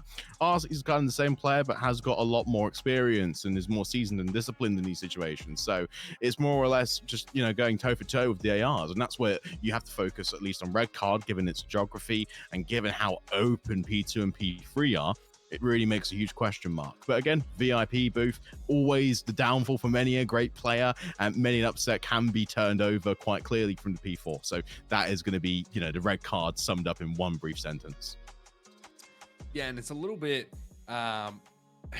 strange trying to play around red card because there's not those routes that you can rely on in those traditional hard points. I don't want to keep harping on about the maps, but I think it's really, really important to at least make a note of them and talk about, the points of contention here, because those subs are not going to be having the same impact. The ARs really need to step up because you're going to have more ARs on your team, and you need to be playing to that level that you expect of a very top tier AR, because that's where the most impactful performances are going to come from on a map like red card.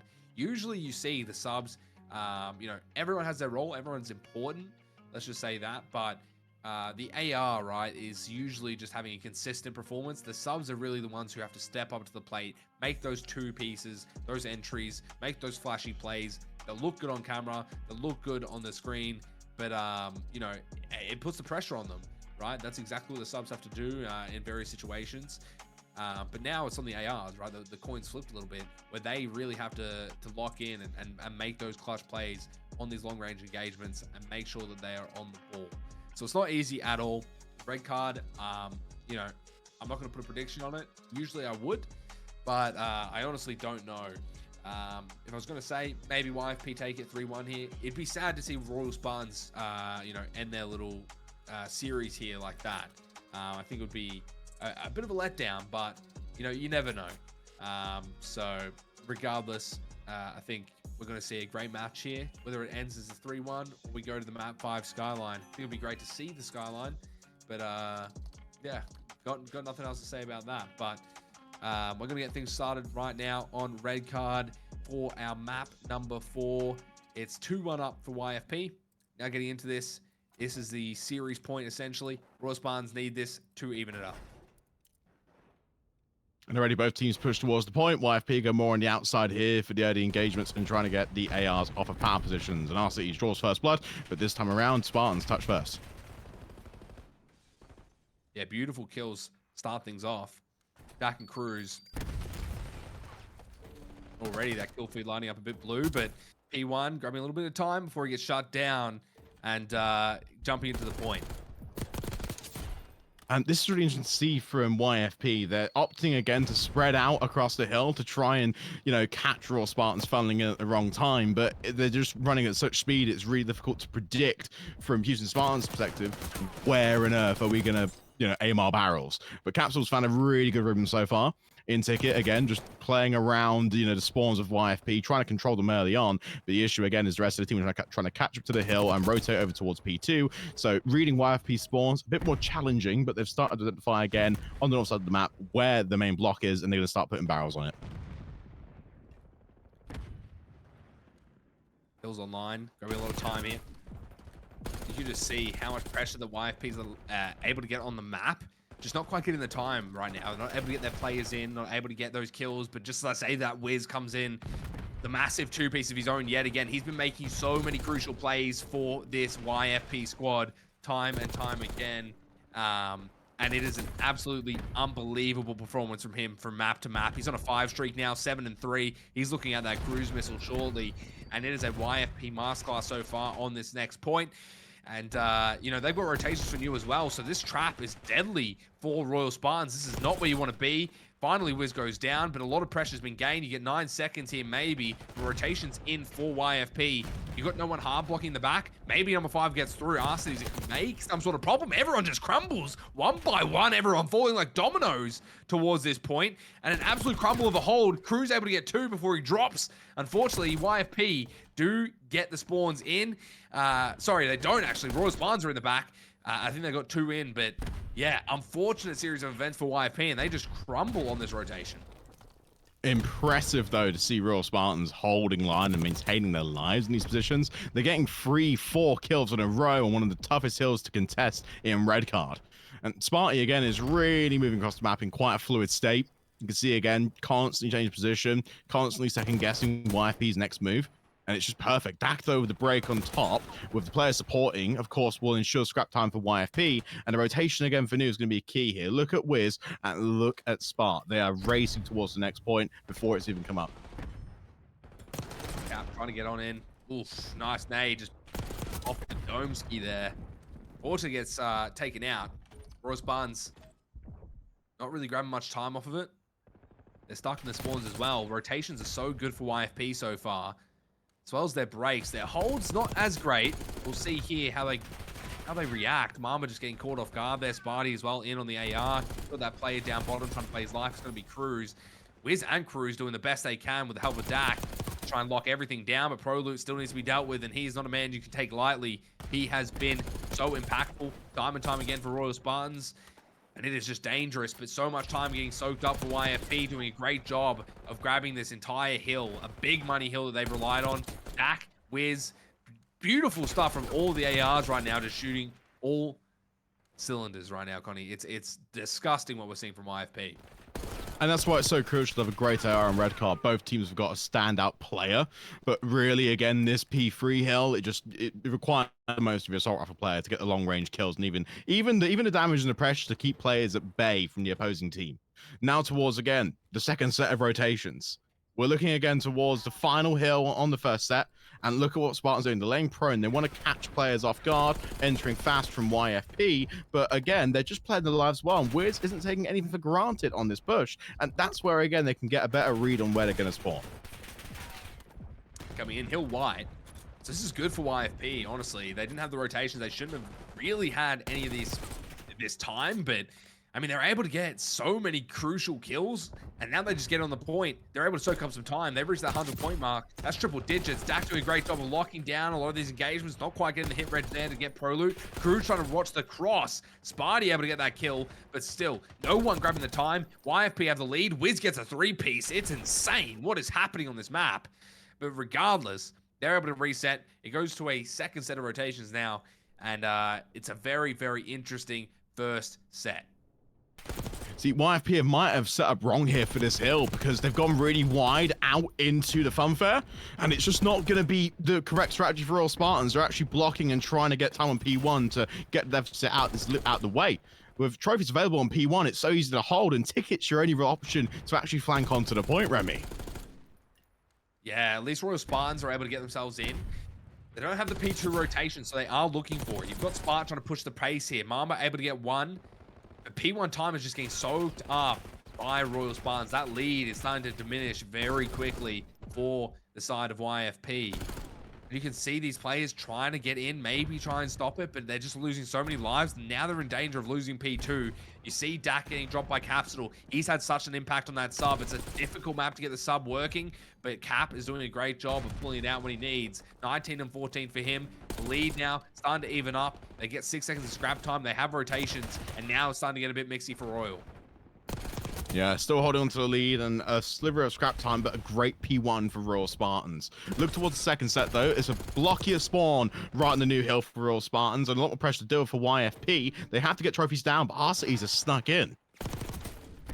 Oh, Arcides doing his best to play his life. A high nade there to try and drop down on the point. He's still trying to contest, but Mamba just mowing everyone down with that aims. No one can do anything to stop him. Arcee's still trying to contest and just play his life. Slides on into the point. Might get one, not quite. Dak with the sub, just too impactful. Sparty, though, posted up, trying to get as many kills as he really can. Still 20 seconds left live on this hill, so Royal Spartans can grab it up and not be too sad about how that P2 went. And now the spawns are flipped. They've got rotations for new, and this is a massive series of events for Royal Spartans. It's just impressive Call of Duty. Again, this is where Spartans are starting to understand the pressure of the map. Last two hills, again, were perfect, but still, deficit is 40 seconds. They need to get more time rather than pushing YFP off it. And looking at the brand new hill, there's an opportunity to do so. They've got 10 seconds uncontested. They have spawns locked in, and it's going to be a tough break for YFP. Given that there's no trophies down, it might be possible.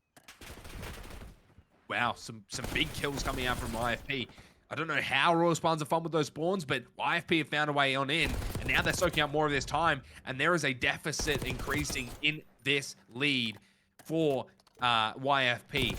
Royal Spartans are dropping. Cruz is going on an absolute tear right now with the AR, just going up top, just repositioning to try and cut down any of these players, and no one can stop him. It's a 4 streak now for Cruz. The spawns, however, have flipped, so he has to reposition. He has to find some more of these kills. The 5 streak for Cruz, not quite the 6. Prolute's in, but now Wiz on the sub, looking to try and make those entries. Mamba there with the help as well. Big 2-piece out of Mamba, stopping Royal Spartans from grabbing that time, and now they can get towards new. We see it on every map so often as well, where the ARs pick up some machine guns as you go. You see Arcides do it quite often, but for YFP, it's really helping Mamba in the situation to have that immediate close quarter combat pressure that the Amy's can't give you. It also gives an extra third submachine gun player on the map at any given time, and then can go back to the AR whenever he wants. It's just a flexibility now that's giving more pressure on these points. Wow, and Wiz just getting caught out. The nade at least gets the help, so no one in the point now. Royal Spartans still trying to get a player in. The YFP are doing such a great job of just riding themselves away through and trying to get as much time as they can when needed. They are throwing bodies at these hills, and it is paying dividends for them. No matter how many times they contest, no matter how many times Royal Spartans are breaking, YFP just coming out on top of these engagements time and time again, grabbing this time, being a nuisance, stopping everything for the side of Royal Spartans, and you can tell that they are struggling to keep up with the pace that YFP are pushing. A whole hill ahead at this point, 60 points. Sparty with a nice read. They go over towards new, but it's just, I just don't see this hill being a money hill. 50 points away as well. YFP can afford it at this point. They invest a Cruz from Dak, and now they're trying to break on in. Mamba getting a little over aggressive with the AR, not quite going his way. Oh, split spawns, Remy. You see the two spawning inside a car park. I mean, Royal Spartans have bunkered everyone up, and Cruz is in 1v1 again just for the outer lane control, which he wins. And what's so great about YFP in the last two hills is that they find a way to cancel out Royal Spartans' holds every single time. Royal Spartans are a great breaking team, but again, it's always only really one player and a crucial lowly nade that takes them out, and it's just going to happen again. There's no trophies in this point, so it could be left white forever. Wow, some great shots just back and forth from all of these players. Crew's able to find another two-piece. He is having an absolute blinder on this map. Actually, everyone from YFP is doing their part. You can look at that just based off of the scoreboard as well.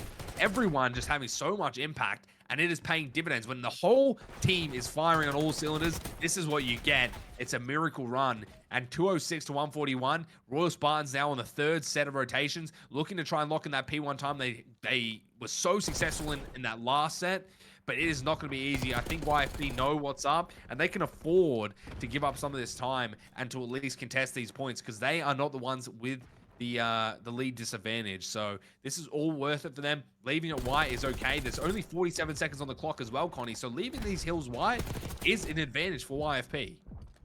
I know, and Royal Spartans can get 30 seconds and be in 170 and make it a close game again. Capital's being the player as well that's actually the rotation, the island, and also the main spawn point for Spartans on these breaks. I mean, lots of the blocking and performances from Capital in this map have been fantastic, but YFP, again, are relying on everyone to do their part, like you said, and it's just going to escalate drastically. They can hold it white, get 10 seconds of scrap time, because, again, the hills are so evenly matched on gunfights. YFP's win condition now is just get scrap time and make it an extra set of rotations, because Royal Spartans, again, they're starting to hold really, really well.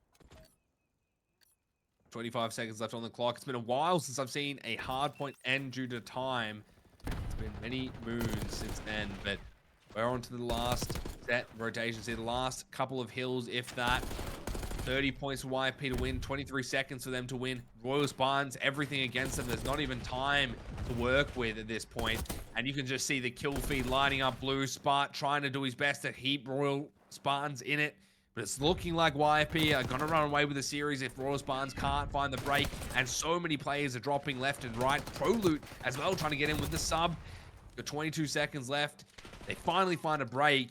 And it's all for nothing, it feels like, because even on the next set of rotations, you're going to have to struggle against 11 points.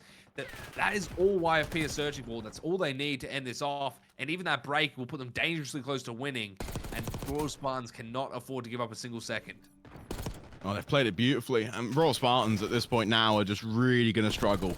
I mean, the time is just so low. Both teams are jostling for position, but YFP just had the answer in the end. A wonderful 3-1 in the series. 3 maps on the bounce. And Royal Spartans had no answer after map 1. It just has been one of the closest series in terms of skill, or at least now in matching tactical awareness. But I must say, for a performance, Wiz overperformed. And then the final map was just the whole team pulling together. One person in that team, Wiz, catalyzed everyone to really carry through these 3 maps. Yeah, it was a great performance. I was very impressed to see YFP performing at that caliber. I mean, look, even Wiz's stat line 29-30, that is the worst one there. The best one's only 33 and 26. I mean, like, everyone was just playing out of their minds and doing exactly what they needed to. Even the hill time completely split. 1 minute, 55 seconds, 1 minute, 1 minute and 14. Like, literally everyone was doing what they needed to do on that roster, and that's what I came to expect from YFP. They were going to be playing more consistently, more like a team, not individual star plays. Let's take a quick look at our series overview and the maps that we saw with a YFP 3-1. Royal Spartans having a great start. They started off hot. I would argue that they kind of fumbled the Hacienda a little bit, but I mean, I can't take anything away from YFP. These last 2 maps definitely definitely locked it down. 0-3, the Hacienda, Control, Dominant, and the hard point 250-169. Beautiful stuff out of YFP. It's just beautiful matches to watch, and of course a special thank you to our production team for tonight. Brody, being producer, usually one of the best casters in Europe and around the world, but is putting on a wonderful show for us here in the production seat for the first time in any Call of Duty title. And it's yeah, wonderful showing. And our beautiful observer Meg as well, just for getting every single bit of action captured